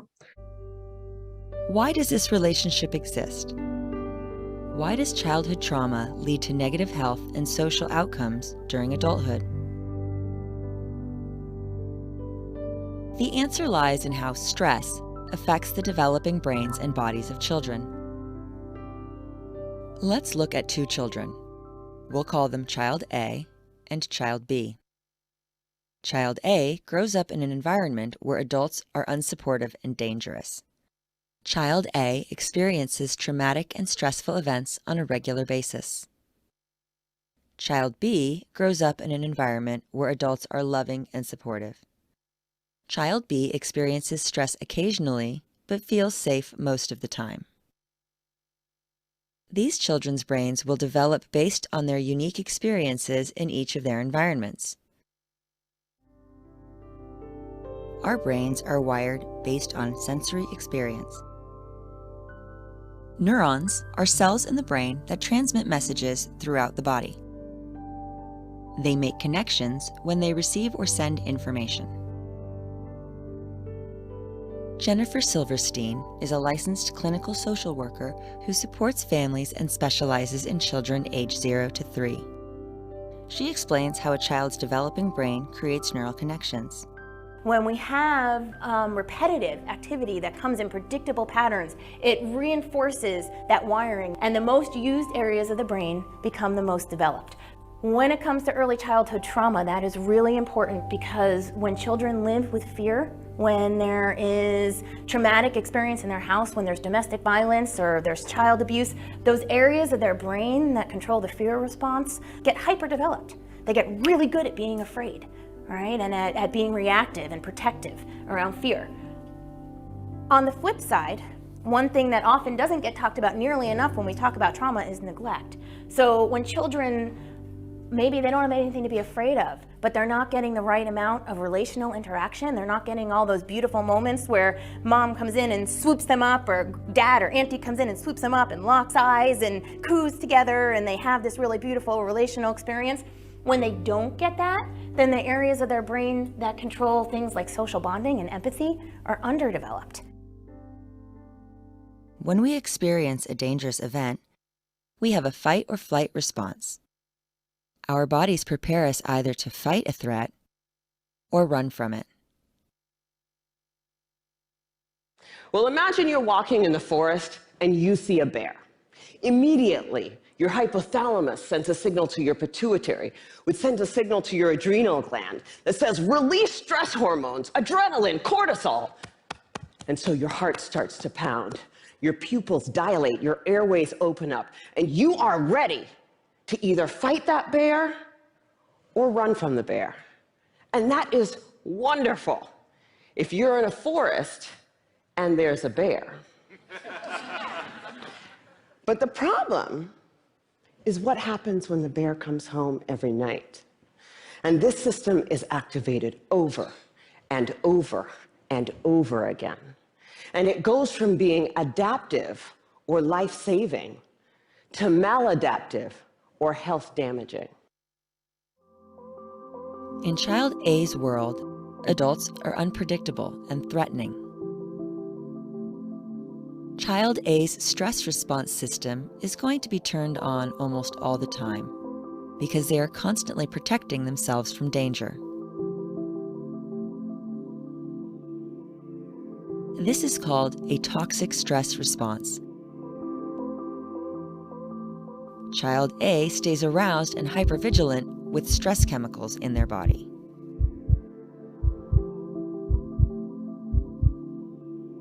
In child B's world, adults are safe and supportive.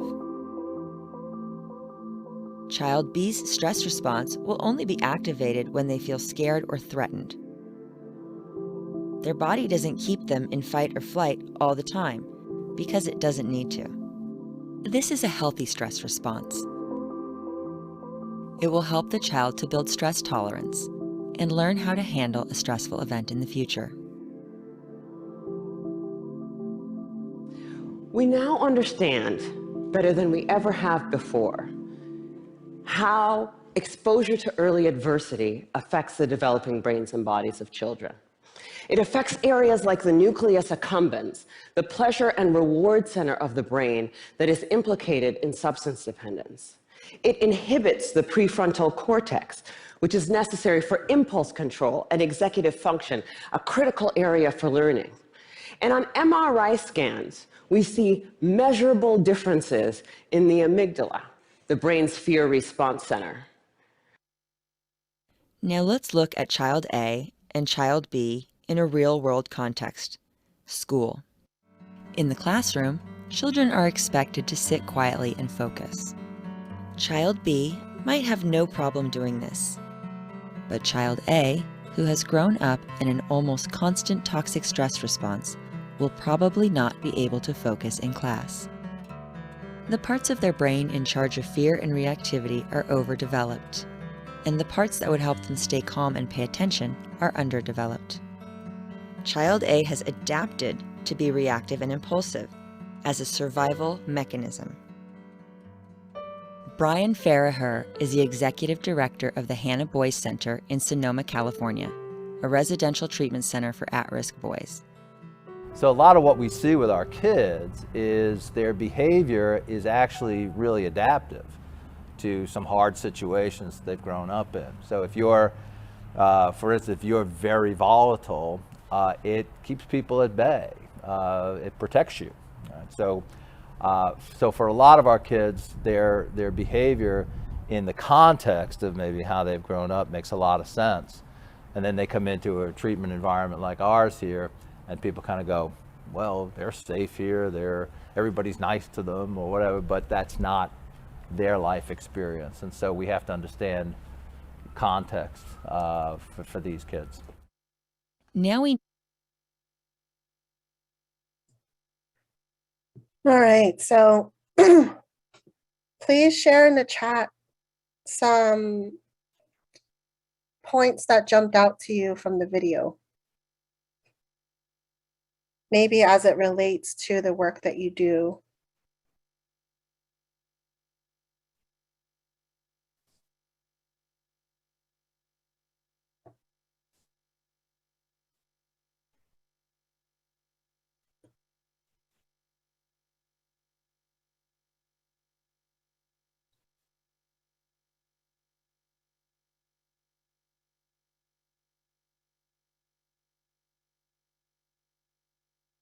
Any thoughts on what what you watched? Yeah, their children are always expecting the bear to come home. That's a powerful visual, right? How these negative experiences not only affect children in their personal life, but also school life and relations with others. Absolutely. Explains why some children are not successful in the classroom. Even if they are now in a supportive environment, people with a toxic stress response will use their previous problem-solving behaviors that kept them safe as a child. Absolutely. Systems still expecting children to sit still in a classroom. This explained very well why some kids cannot concentrate in class. Long-term stress affects the ability to focus and retain information. Many students I work with are below grade level, so we focus on building safe environments and self-esteem. Everything follows later. The survivor mode wiring created in childhood is really difficult to rewire as an adult. The changes in the brain make me think of how children can't behave a certain way versus that they won't. Absolutely, you guys have drawn some very great points from this video. There's a difference, right, between someone who just makes a decision, decides that they won't maybe follow instructions or won't do their work, versus a child that is struggling with trauma responses, with toxic stress response and that survival mode that they're in, and really having a real difficulty trying to engage, trying to pay attention, trying to follow your instructions, trying to meet the expectations that you have of them. Absolutely.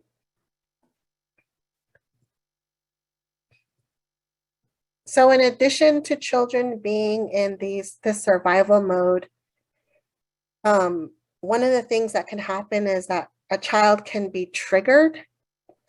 This can happen, it can happen unintentionally with different things that remind them of the trauma that they've experienced. Something in an environment or an internal emotion that they are feeling that reminds them of their past experience. And triggers are most often received through the senses and emotions. When one is triggered, you suddenly feel scared or threatened and often have no idea why. Kimmy, could you mute? I'm so sorry. Forgive me. Okay. So sensory triggers include sounds, sights, or even physical sensations. A person who has experienced verbal abuse, for example, might be triggered by a loud voice, an upset facial expression, or even when they're being reprimanded. And one who has suffered physical abuse may be triggered by a touch on the shoulder. One who has suffered sexual abuse may be triggered by positive attention. And triggers can also occur through emotion, For example, the feeling of rejection that a person might have may remind them of being neglected. The feeling of being vulnerable may remind them of being emotionally abused. So when a person is triggered, they automatically shift into that survival response, that survival mode of fight, flight, or freeze. And if they have a fight response, they may engage in conflict, become physically aggressive, or throw things. If they are in that flight response, we might see them isolate themselves, avoid others, or even actually physically run away. And if their response is to freeze, they may become avoidant, withdrawn, or refuse to do something. And those of us that work with individuals who are struggling with trauma, we might unintentionally trigger their fight, flight, or freeze response through such harmless actions like raising our voice if we're in a big group and we're trying to get the attention of the group, or even just putting our hand on somebody's shoulder. What is insignificant to a person who has not experienced trauma can be seen as a very threatening to a person who has been traumatized. The response may seem very out of proportion to the situation, especially when we don't realize the person is triggered, because sometimes triggers are very obvious to us. We can see the person shift into that survival mode, but sometimes it's not, and it's more difficult to detect. So I'm going to talk about a few of the common reactions to trauma, whether a person is triggered or whether they're experiencing that trauma for the first time, and then what some of those reactions may be afterwards, the responses after they've had that experience. We do have a handout that talks about some common responses to trauma that we will share in the chat. And I believe Dana is going to share that with you guys. So people respond to trauma in different ways. These responses are usually behavioral adaptations to help them cope with the impact of what they have experienced. So hyperarousal is when a person is jumpy, they're nervous, they're quick to startle. It's a need to constantly scan the environment and look out for danger and look out for dangerous people. It's being constantly on the balls of your feet, which can be very exhausting for the person. Another common response to trauma is re-experiencing. It's when thoughts, images, sounds, or feelings associated with the traumatic event come back into the person's mind uncontrollably. So they may come back in dreams or nightmares, and these images and sensations can be so intense that they feel like they're actually going through that traumatic event all over again in real life. This is called a flashback. And there's also a different version of this called reenactment, where in very young children who are re-experiencing their trauma, they might actually reenact that traumatic experience when they're playing, as they're playing, and they'll act it out. And they may try, as they're playing, to make whatever happened to them turn out differently, or whatever happened in the situation to turn out differently. Another common response is avoidance or numbing. This is when a person feels numb, frozen, shut down, or separated from normal life, and they may pull away from friends and activities, even those that they used to enjoy. So sometimes in children, we might see them avoid any reminders of a traumatic event. For example, they may avoid the bathroom if that reminds them of the traumatic event. Maybe they'll have some accidents because they're trying to delay or avoid going to the bathroom. Some may experience disassociation. So this is in a very extreme part of avoidance, which is when a child mentally separates themselves from an experience or feeling that they would rather avoid. So some people describe it as feeling like they're outside of their body, or that they're at a distance from the situation, or they're in some type of dreamlike state. Changes in affect is when a person's emotions or feelings that they display to others through their facial expressions, their gestures, their posture, their voice, and other physical ways completely changes. And so they may actually start to act differently than what we normally think that they would, how they normally seem to be. So the person may begin to have even negative changes in their mood. Sense of foreshortened future is when a person begins to believe that since bad things happen to them, they always will, or when they start to develop a hopelessness and helplessness about the future, or when they just stop to thinking about the future altogether because they're so focused on looking out for danger, on what's happening right now, preventing the danger right now, that they're preoccupied with that and are not able to think about the future. And distorted thoughts or cognitive distortions is when a person begins to have thoughts that are inaccurate or unhelpful. For example, a person can blame themselves for the trauma, even if they had no control over it. And they may develop negative thoughts about the world or themselves that are distorted, such as thinking they're a bad person, or that everybody is dangerous, the world is a dangerous place, all adults are going to hurt them. So a person may experience one of these reactions or several of these reactions. And as you'll see in the handout, there are a lot of other types of reactions a person can experience, and that some of them can happen right away, but sometimes they may have some more delayed reactions to that traumatic experience.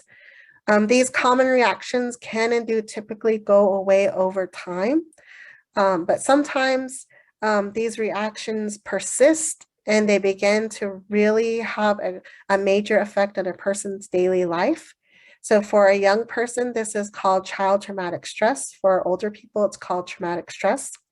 This is when the person would benefit from maybe some specific trauma treatments or supports. And then in very severe cases, a person can develop a disorder called post-traumatic stress disorder.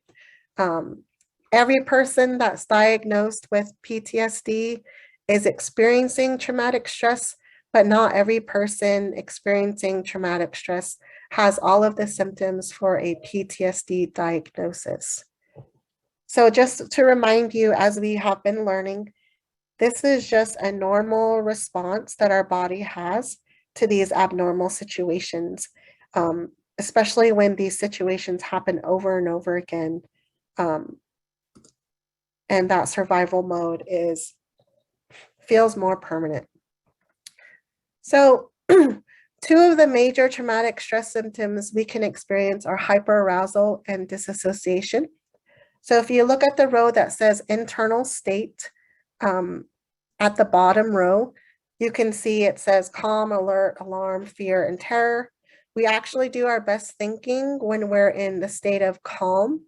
This is when our survival mode is off, we're using our prefrontal cortexes, we're most creative at this time and most aware to do our best thinking. So a child who experiences chronic trauma wakes up in a state of alarm. So nothing's actually happened to them yet. And instead of waking up feeling calm because nothing has happened, they wake up and feel alarmed. And the child, if they're more on the hyperarousal continuum, this may mean that they're more resistant. If they're more on the dissociative continuum, this may mean that they're more compliant. So for a kid who's on a hyperaroused continuum, his teacher may ask him to work on his assignment and he might resist by ignoring her. And the teacher might move closer to him and tell him again, maybe raise her voice a little bit. And he perceives that as a threat and moves to an internal state of fear, becoming defiant. And maybe at this point, he tells her, no, this time, maybe he even mouths off to her, you know, becoming more defiant. And if the teacher then reprimands him, you know, tries to respond with a reprimand, he might move to an internal state of terror and become aggressive and start throwing things, start pushing things over in her classroom. So this is an example of a child who may be more on that hyperarousal continuum. But for the child who tends to be on the dissociative continuum, they may come to class not wanting to rock the boat. They're compliant. Maybe the teacher sees that they're on task, they're doing a good job, and may come over and praise the child, but that praise might be a trigger for them. And so the child might move into an internal state of fear and respond by disassociating or checking out. And the teacher might, you know, wonder what's going on with the child. You know, the child is checking out. What happened? She was doing so well. Maybe might come over to the child, move in closer to her, maybe tap her shoulder, and maybe that triggers her as well and moves her into a state of terror. And in the very extreme cases, the child at this point might faint or freeze, but the child is just unable to respond to the teacher. So sometimes in this situation, you know, we might not really recognize that the person that is more disassociative because they're compliant, they're doing what they're supposed to, they're avoiding, they're trying to stay under the radar. And we may recognize more a person that's on a hyperarousal continuum. We're giving examples of children, but this is also something that adults can be going through as well. So a kid who tends to be more disassociative might, you know, as this is, their trauma is untreated or they're not able to recover from it, they might go under the radar, and later in life, we might find that they become the adults that, or the adolescents that physiologically release by using drugs or cutting themselves or by engaging in promiscuity. But for the child that tends to be more hyperaroused, you know, as they're growing up, they might be the one that gets into fights. They might be the one that gets sent to the principal's office, that gets expelled, and that ends up in the juvenile justice system because of the aggression that they're expressing. So Seth Pollack is a professor of psychology, psychiatry, and pediatrics at the University of Wisconsin. And he did a study where he showed that abused children who are repeatedly exposed to the rage of unpredictable adults can develop a sensitivity to the emotional signals of anger. So what he did was he showed two groups of children. One group of children had very severe trauma experiences. They were severely abused, and the other children were not. And so he showed them these computerized images of a face morphing gradually from sadness to anger, as you see on the screen. From the right side to the left side, it's moving from sadness to anger. So he showed them these faces, and he was asking them, you know, when do you start to see the face turn into anger? And for the children that were abused, they actually saw the faces turning into anger at the third or fourth face from the right. Compared to children that didn't see the faces that weren't abused, that didn't see anger until the seventh or eighth face from the right.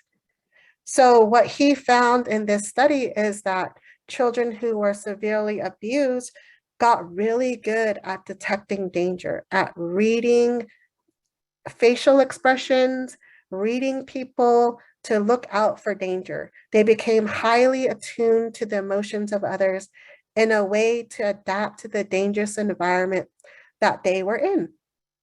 And so Dr. Pollack says that these children who got really good at this, they're doing exactly what you would want your brain to do in these environments. But what happens when we, as the video explained, when they move into an environment that is a lot more safe, they begin to see danger. They begin to be triggered where there's no danger. They begin to feel threatened where there's no threat to them. And so that's just another study that kind of makes us more aware of children who have been abused and where why they may be behaving certain ways. So we are finally at a chance where we're going to give you guys the opportunity to go into your groups again, like we did yesterday. And we read Reggie and Sherry's story. You guys had some great conversations around them. And so today we're going to finish the story of this family that we've been learning about, and we're going to read Damien's story. So as you're reading his story, the handout is going to be shared with you in the chat again. And so it's probably on page 3 of the handout that you'll find Damien's story. So as you're reading his story, think about and identify what some of the problematic behaviors Damien might be exhibiting. And for each of those problematic behaviors that you're able to identify, what are some potential connections to past traumas, either in his story or that you've seen in Sherry's or Reggie's story that might be connected to some of those problematic behaviors Damien is having. So look back at those other stories as well. All right, we got everybody back. Welcome back, and thank you so much for taking part in that discussion with your group. Once again, like we did yesterday, we're going to go ahead and call on groups to just have someone to be their spokesperson and share what it is that your group was able to discuss. And we won't get to every group. I think we have 6 today, but we will make time for some of you to unmute and share, and others can share in the chat. So would a group like to share first?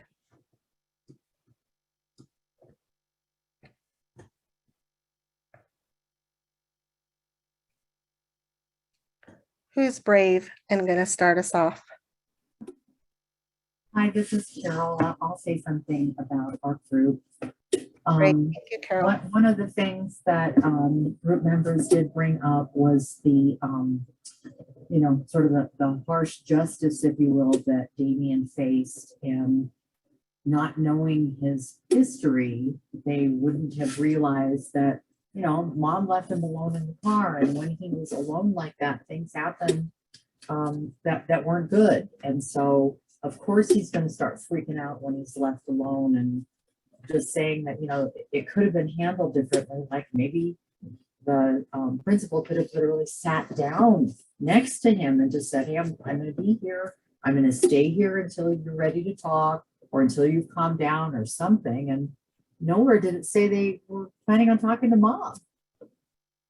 Mm-hmm. I mean, you would have thought if the computer issue had happened more than once, that they would have spoken to his mother. But, that wasn't even, it doesn't seem like that was even a thought. Right. So some communication breakdown maybe happening there. Anybody else want to add? Carol, I'm glad that this, my name is Samantha Hale to my video. Carol, when you mentioned that they didn't even talk to mom and they made the decision on behalf of themselves to refer him to behavioral health too. And I believe that communication needs to happen before they refer him. I'm glad you brought that up, Carol. That just popped to my head when you said that. Yeah, and we hear so much about kids that are that age that get arrested, that they call the police and they put them in handcuffs and take them away.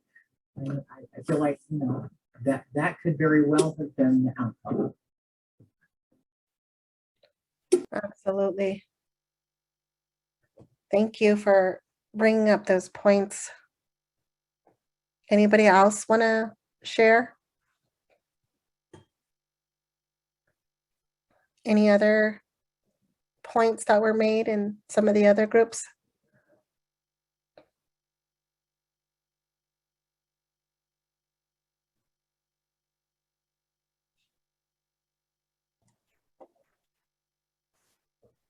I just want to say for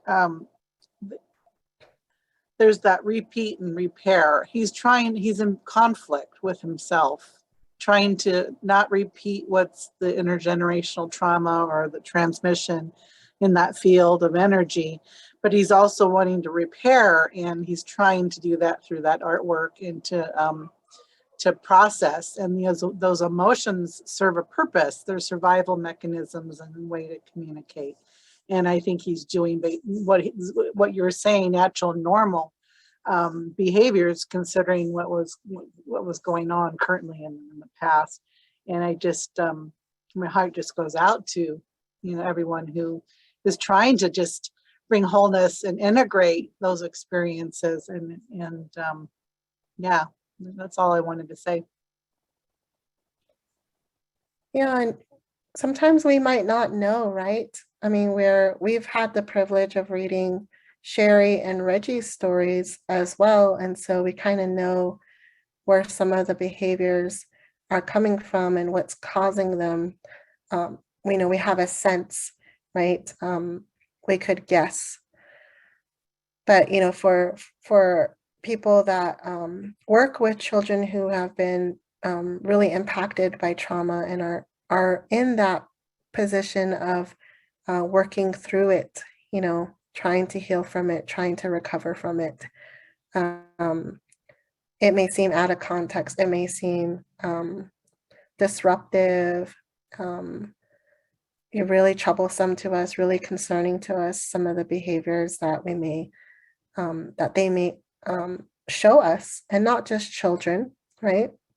Even adults may show us some of these behaviors that they are also struggling to work through some of these experiences, and may not know themselves that that's what it's stemming from.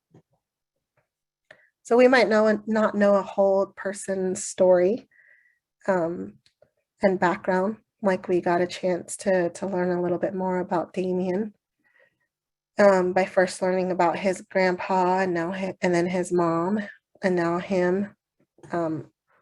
But maybe in your line of work, you have some Sherrys, some Reggies, and some Damiens coming in that you interface with and get to support and have the privilege of working with. And yeah, if there's not anybody else that wants to share, I'm going to go ahead and move us forward.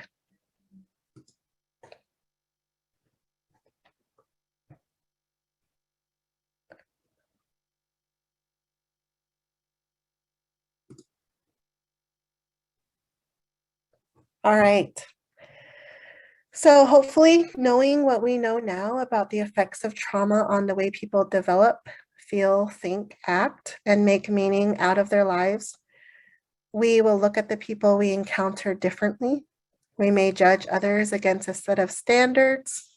Maybe we judge them according to how successful they are, what kind of job they have, how smart they are, how many friends they have, how much fun they are to be around, or even how they make us feel when we're around them.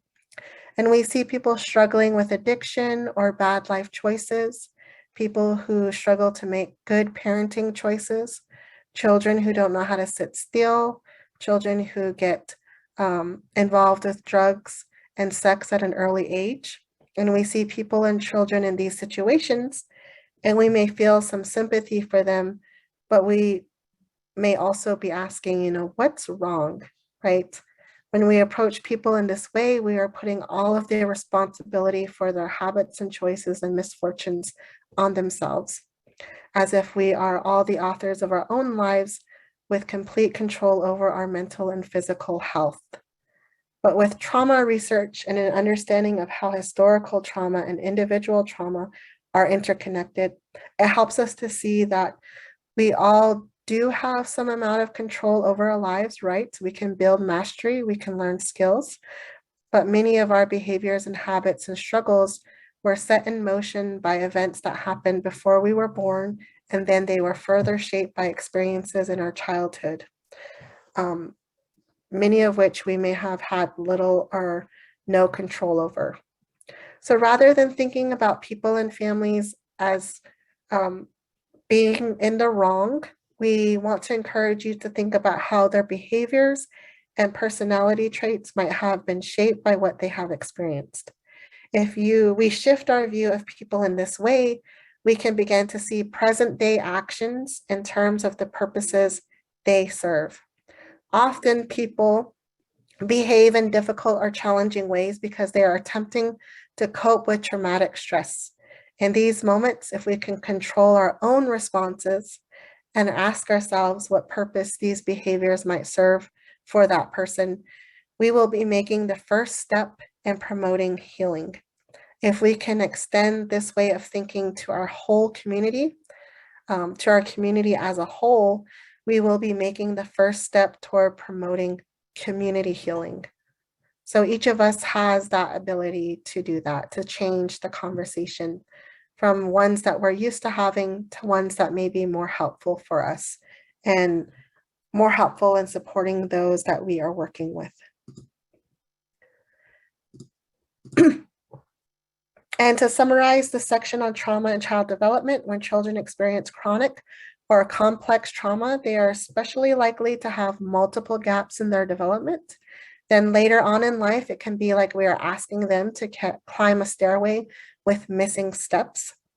Traumatic events, secondary trauma, as well as chaotic home lives can cause further damage and prevent a young person from leaving childhood prepared to be productive, high-functioning adults.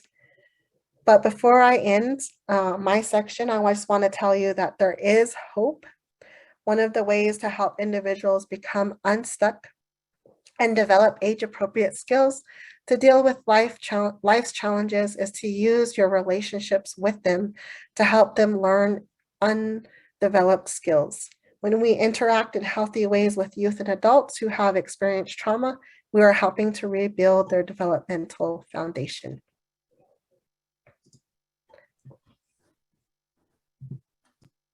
Thanks, Veronica. That was some great conversation. I hate that I missed yesterday because I'm sure it was more of that. So the definition that NNCTC uses for resilience, Veronica, can you click it one more time? Is shown here from the Harvard University Center for the Developing Child. It's an adaptive response in the face of significant adversity. So in smaller terms, it can be described as getting knocked down and being able to bounce back. Resilience comes from a number of places. It comes from our environments, our genes, our experiences, and it can come from our connection to spiritual and cultural traditions. This is something that tribes have understood since time immemorial and that Western science has more recently discovered. That having a sense that your life is part of something larger than yourself, that you have responsibilities to your tribe, your ancestors, future generations, your community, a higher power that helps us be resilient. And I don't know if any of you guys have seen the People of the Year or whatever, but Dolly Parton's in there and she's making comments about that, you know, being a part of something bigger than yourself. And I know that she's been in the news a lot lately. So it's good to know that outside of tribal communities, they're recognizing that importance about community and being a good relative. So those connections to our families, our communities, cultural and traditional ways are how we can ensure the continued existence of our way of life, our love for each other and our community. Next slide, please. Just as there's a science behind trauma, there's also a science behind being resilient. There are factors that make us resilient and work to offset the impacts of trauma. This short video describes how protective factors can begin to offset adverse experiences.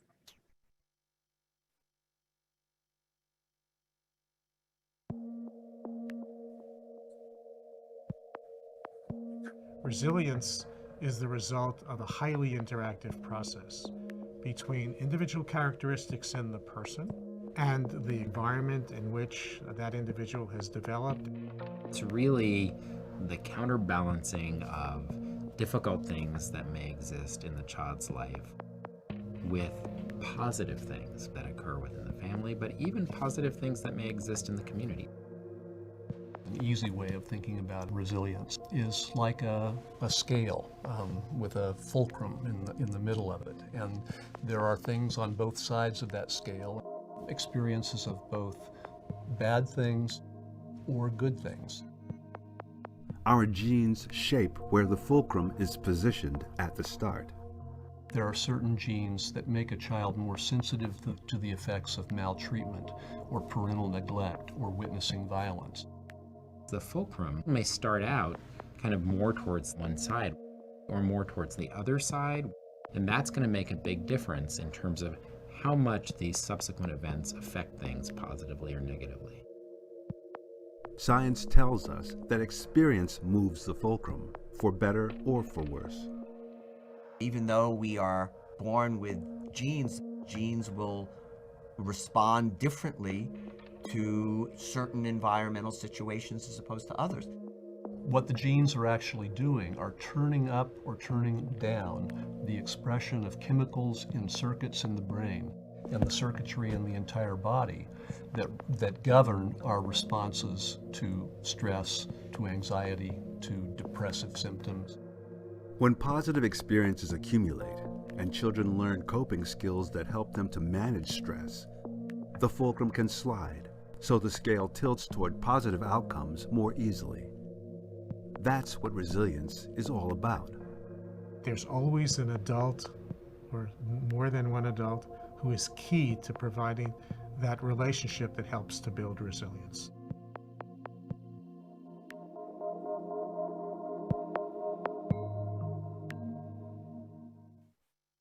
Thank you. Okay, next slide, please. So, as we look to our communities and the individuals who might be struggling, we want to think about how to promote protective factors in their lives. We've all heard people praising other people for pulling themselves up by their bootstraps or toughing it out. These cliches can be toxic when discussing trauma and resilience. We would never expect an individual with severe trauma to one day decide to be positive and to be able to stay that way. Encouraging one in this manner is likely to make them feel worse about themselves and may promote hopelessness. Instead, positive responses to adversity tend to happen because of a mix of resources that people have in their lives, and that the way that these resources interact with their inherited traits and experiences. The resources that can foster positive responses to adversity usually involve other people, relationships, community, or sources of strength that go beyond the individual. Decades of research has shown us that a common group of factors make young people more likely to be resilient. You might hear these factors referred to as protective factors. Protective factors don't eliminate the effects of trauma, but they can balance those effects out, soften them, and provide stability even in the face of severe stress. When several protective factors are in place, children and young people can thrive in spite of very serious exposure to trauma. Even adults who may have been struggling with significant trauma for years can build resilience and change the path they're on. I'm going to discuss 4 key protective factors with you now. Next slide, please. The first protective factor we'll discuss is also the one that has the largest and most reliable evidence base. Researchers have consistently found that the single most important protective factor for children who experience adversity and stress is having at least one solid and trusting relationship with a supportive adult. This adult can be a parent, a grandparent, an auntie and uncle, a teacher, a coach. It really doesn't matter who the adult is. It's just important that the key characteristics in their relationship are essential. It has to be a solid and stable relationship. The support has to be unconditional. The child has to trust the person. This kind of relationship insulates the child who's facing adversity from the worst effects of that experience. The trusting relationship balances out the negative experiences from the other, more troubling relationships. It provides the child a place to go to get positive attention. Though there are other protective factors identified by researchers, resilience is fundamentally rooted in relationships. Children can manage their traumatic stress effectively with the help of a positive, meaningful relationship with adults. Healing after trauma can occur when we know we have people we can trust. They make us promises and keep them. They say they won't expose us to danger, and they don't. Oftentimes, tribal communities tend to be tight-knit and supportive of each other. This is definitely a strength within our families. Next slide, please. Our next protective factor stems from our connections. There's an interconnectedness that we all share in tribal communities, that feeling of responsibility for community, for culture, and for the preservation of our traditions. The attachment that we feel to each other and for the community as a whole is something that we sometimes have trouble putting into words for others outside of our communities. But having a sense that your life is part of something larger than yourself, that you have the responsibilities to your tribe and to a higher power, helps us get through these adverse experiences and respond positively in their aftermath. The respect that we have for our children, our elders, and everyone in between is imprinted on who we are as a peoples. Our tribal communities continue to thrive today because we value each other and we recognize that our continuation as sovereign nations is dependent upon each of us. Next slide, please. A third protective factor is having a sense of mastery over our own lives. Children who believe that they can overcome difficulties and shape their own lives are much better able to bounce back than those who feel like their lives are completely controlled by others. This goes for adults too. Not everyone naturally feels a sense of mastery over their life, especially if we've had a difficult upbringing or experienced lots of loss. Regardless, people can build a sense of mastery over their circumstances. And this is one of the things that we, as a community partner, can help with. We can support people in the belief that they have control over their lives. We can help them see that they have choices. We can create opportunities for them to build skills, and we can support them in making good choices. Next slide, please. The fourth protective factor is the development of strong executive function and self-regulation skills. When we use these terms, we're referring to their mental abilities to plan, stay focused, follow instructions, and balance the demands of multiple tasks at the same time. Children with strong executive function and self-regulation skills can prioritize tasks, set goals, and control their impulses. They're able to filter out distractions and accomplish assignments. No one is born with these skills, but everyone is born with the ability to develop them. When children are supported by adults who make them feel safe, they're able to practice and hone these skills through play and social interaction. Adults promote the development of these skills when they provide children with regular routines, when they model appropriate social behavior, and when they engage in supportive, trusting relationships with children. Next slide, please. These four broad protective factors, supportive relationship with adults, connectedness, self-mastery, and executive functioning and self-regulation, aren't the only effective supports for people with trauma experiences, but they are the ones that have the most convincing evidence of effectiveness. And they are broad enough that at a community level, we can do lots of things to promote them. Working together to acknowledge these protective factors at the center of child-serving programs, we can develop a trauma-informed approach when engaging with the tribal families we serve. Next slide, please. So I'm not sure if we have how much time we have, but we'd like to break you into breakout groups again, like you were just a little bit ago. And we just maybe, what do you think, Veronica, 5 minutes or so? Or do we have enough time for a 10-minute? Yeah, we have time for 10 minutes. Great. Okay, so you're probably going to go back in the same groups you were in early, and we want you to think about what protective factors are in place today across your community, or what protective factors do your agency or organization promote? Everyone's back. Awesome. Okay, well, welcome back, everyone. I really hope you guys had some constructive dialogue in your groups. Who'd like to go first?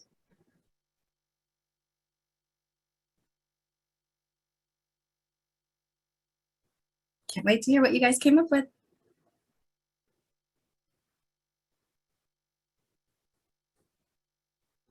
I'll go first. I'm being shy today. I don't know why, Kimmy, sorry. Thank you.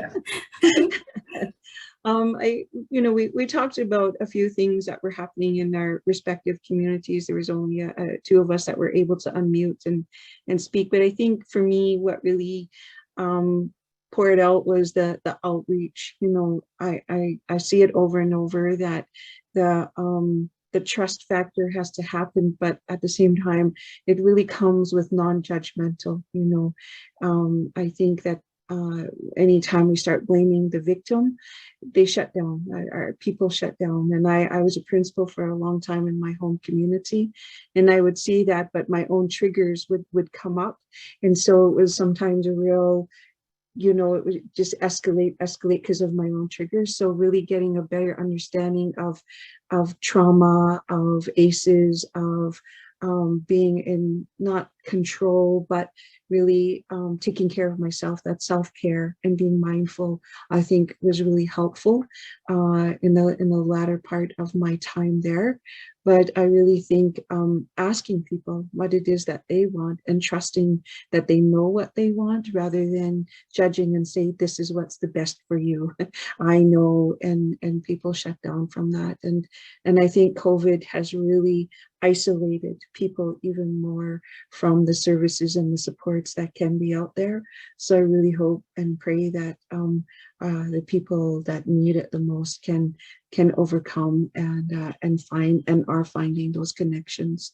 So we talked about outreach, and we talked about the services that are there, but how COVID has affected us is really, we're not sure what the aftermath will look like. But thank you for the opportunity. I'll just mention, for me, I saw your pictures of the teepees, and we have our annual Akugats and Sundance every summer, and even with COVID, we went ahead with it. And the young people, this is what they seek, and the old people alike. So this is a place where we can gather and be together and have a safe space for everyone. So we really tried these last couple of years.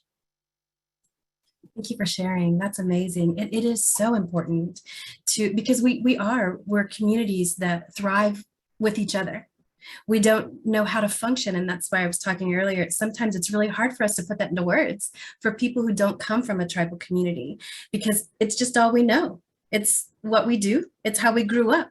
We don't know any different. So whenever we try to share with others, we're like, you don't have 15 grandmas, you don't have everybody, or a million aunties. Like, everybody's always watching out for us and our children. So that's foreign to us, and it's so foreign to us that's foreign to others, right? But thank you so much for sharing that. That was great information. And I just wanted to point on too, because and I'm sure Veronica hit on it yesterday, historical trauma, but the just constant, there's mistrust there, and we have to find a way to bridge that. Because I mean, for how many years have we had people knocking on our doors telling us, we know what's right for you and your children, trust us? And it hasn't been right. It's been destructive for us. So thank you for sharing that. That was great information. Who else would like to share?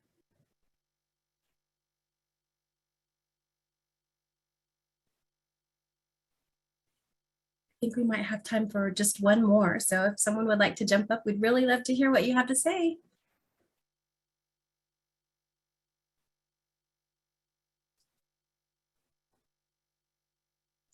I'll share. This is Laura up in North Alaska, Uktiavik.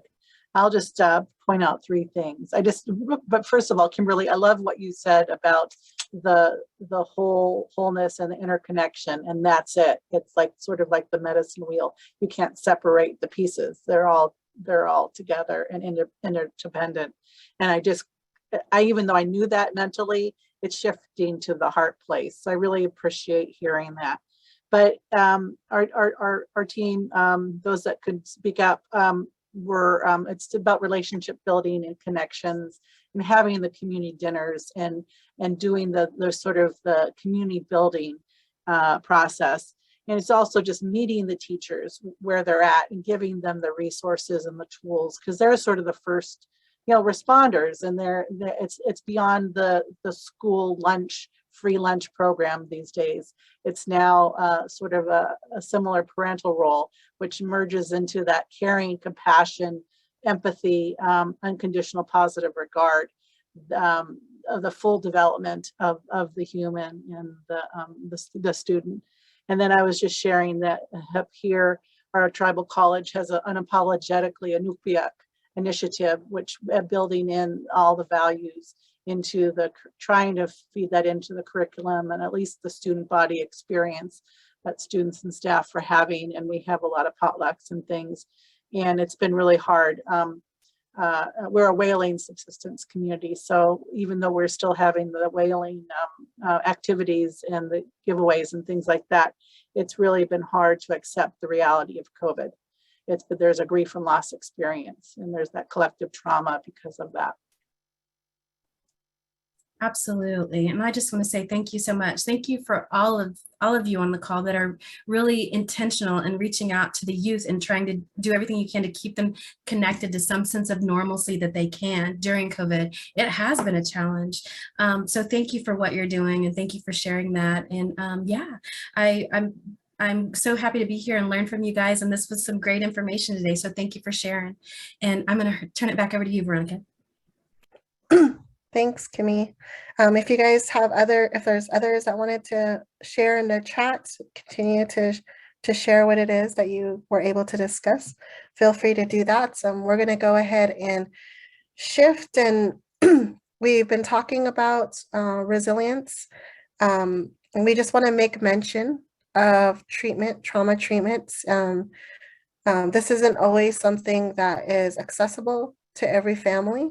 But we do want to make mention of when it is possible to connect to these resources. And of course, first, we want to acknowledge that tribes have had healing practices, and healing have been treating trauma over hundreds of years. And so that knowledge has been passed down, and some of it may be lost, some of it may be we are relearning.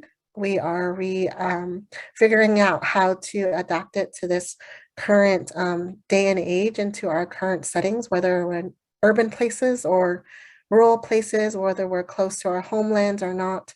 And so there are those types of resources out there. And when possible, families should have the option to access them if they wish. But we also have some Western-based resources for treatment. We're highlighting the cognitive behavioral therapy one because it's been the one with the most evidence of effectiveness for American Indians. So there's a couple of types. There's some treatments that's for adults and some for children. So we just listed them there for you. You can do your own investigation and learning more about them. But for the children, that's something that we work with. And so we actually provide training around CBITS, cognitive behavioral intervention for trauma in schools, as well as which is for older youth, older students. And then a bounce back that is for younger students. And this is an intervention that can be carried out by a mental health professional in a school setting or maybe an after school setting.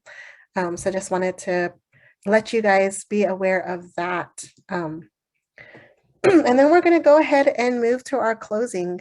Before we open it up for questions to see if anybody has any questions, we just had a few comments to make to try and summarize everything that we've learned in the last 2 days. One is that trauma work is a team effort.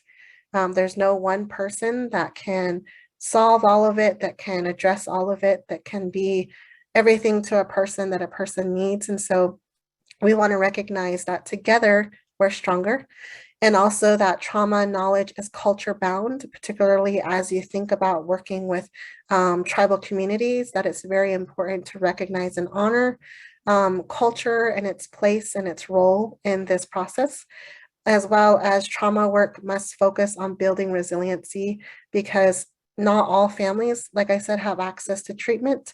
We want to make sure that we are preventing trauma through building resiliency, but preventing the effects of trauma, but also that we are helping heal from trauma by building resiliency and helping those who need it with the skills that they need to cope these traumatic experiences.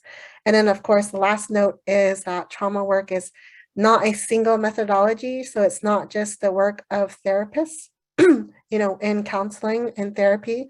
It's not just one thing that we can do, but there's so many different things we can do. We talked about changing a conversation.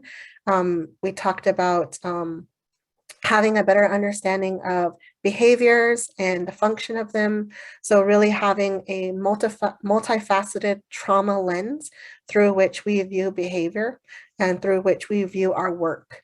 Try to be more trauma informed in the way that we do our work. So with that, we want to open it up if you have any questions for Kimmy or I that popped up for you in the last 2 days. We'll try our best to answer them. So we're welcoming any questions now.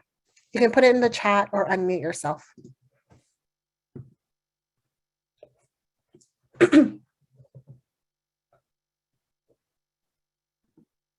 I think I do. This is historical trauma, tribal-based trauma training. And my question is, those supports that you talked about, is there anything that is being used universally in this United States tribal communities to support, I guess, individuals and or families, or are they adapted from more of a Western medical model?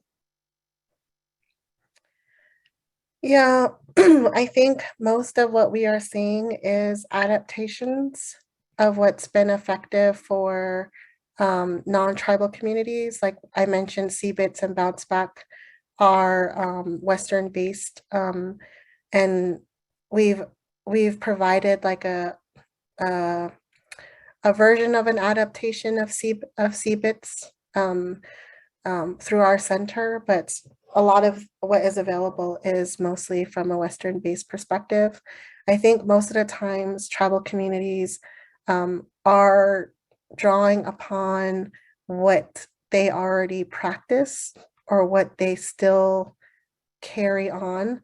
And so those are specific to each tribe, but I haven't seen anything that is across the spectrum of all tribes that is used in that way from a more tribal perspective. I don't know if Kimmy has an example, any examples of that. I was just thinking that sometimes whenever, again, I came from tribal child welfare. So that's Indian child welfare is where my experience comes from. That, you'll go talk about some of the things that those tribal child welfare programs are doing across the country. And some people will say, oh my gosh, that's state of the art, or that's cutting edge. But in reality, it's not. It's us really going back to our roots and taking a good look at what has worked for our families and our communities since time immemorial, and bringing those out and bringing them to the forefront today. So in my work in tribal child welfare, I did see a lot of amazing things that a lot of tribes were doing. But like Veronica said, because we are so rich in culture and vastly different, all 574 federally recognized tribes, and then the couple hundred more that are state recognized, we're so unique. And so it's been my experience that whenever those programs really look within, they can really bring it back home and develop some very appropriate services to their communities. Absolutely, restorative justice, that's right. Yeah, there are some very successful strategies like restorative justice that stems from Indigenous communities. So that's a great example of one.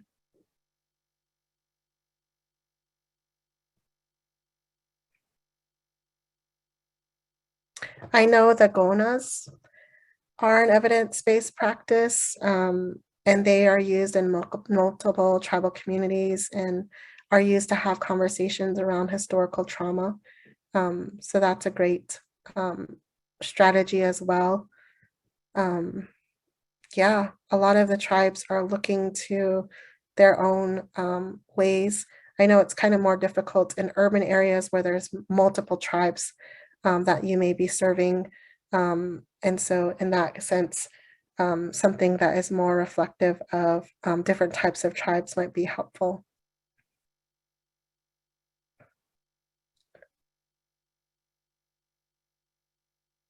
I do like to promote the the tool that was developed for cultural connectedness, the cultural connectedness scale. That's one resource that is really has been proven to be helpful with tribal communities, and it's been used in urban settings as well, to where there's multiple tribes. But the cultural connectedness scale, you know, you can find out what your young people know about their culture. You can help to increase their feelings of connectedness to their community and to their culture, even if they're living at a distance from their people or from their homelands. So that's one great resource as well. Any other questions before we wrap up?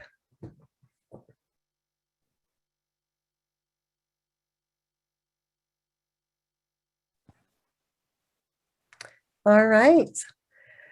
So I'm going to leave you guys with some questions. These are just some things to reflect upon as you're walking away or stepping away from this training and you're going about your day. Just keep in mind some of these thoughts about what you're going to take away from this training, who you want to continue to have this conversation with. What are you able to do in your role now that you have this information on trauma? Maybe it's been new information, but maybe it's also been a refresher, and maybe it's brought up some ideas of things that you would like to do, to change, to improve upon. So I just wanted to leave you with these reflective questions for you to think about as you as we part ways. With that, I just want to thank everyone for being here with this training and joining Kimmy and I, and thank you to Dana for inviting us and setting this up for us. We really enjoyed ourselves and appreciate sharing this space with all of you.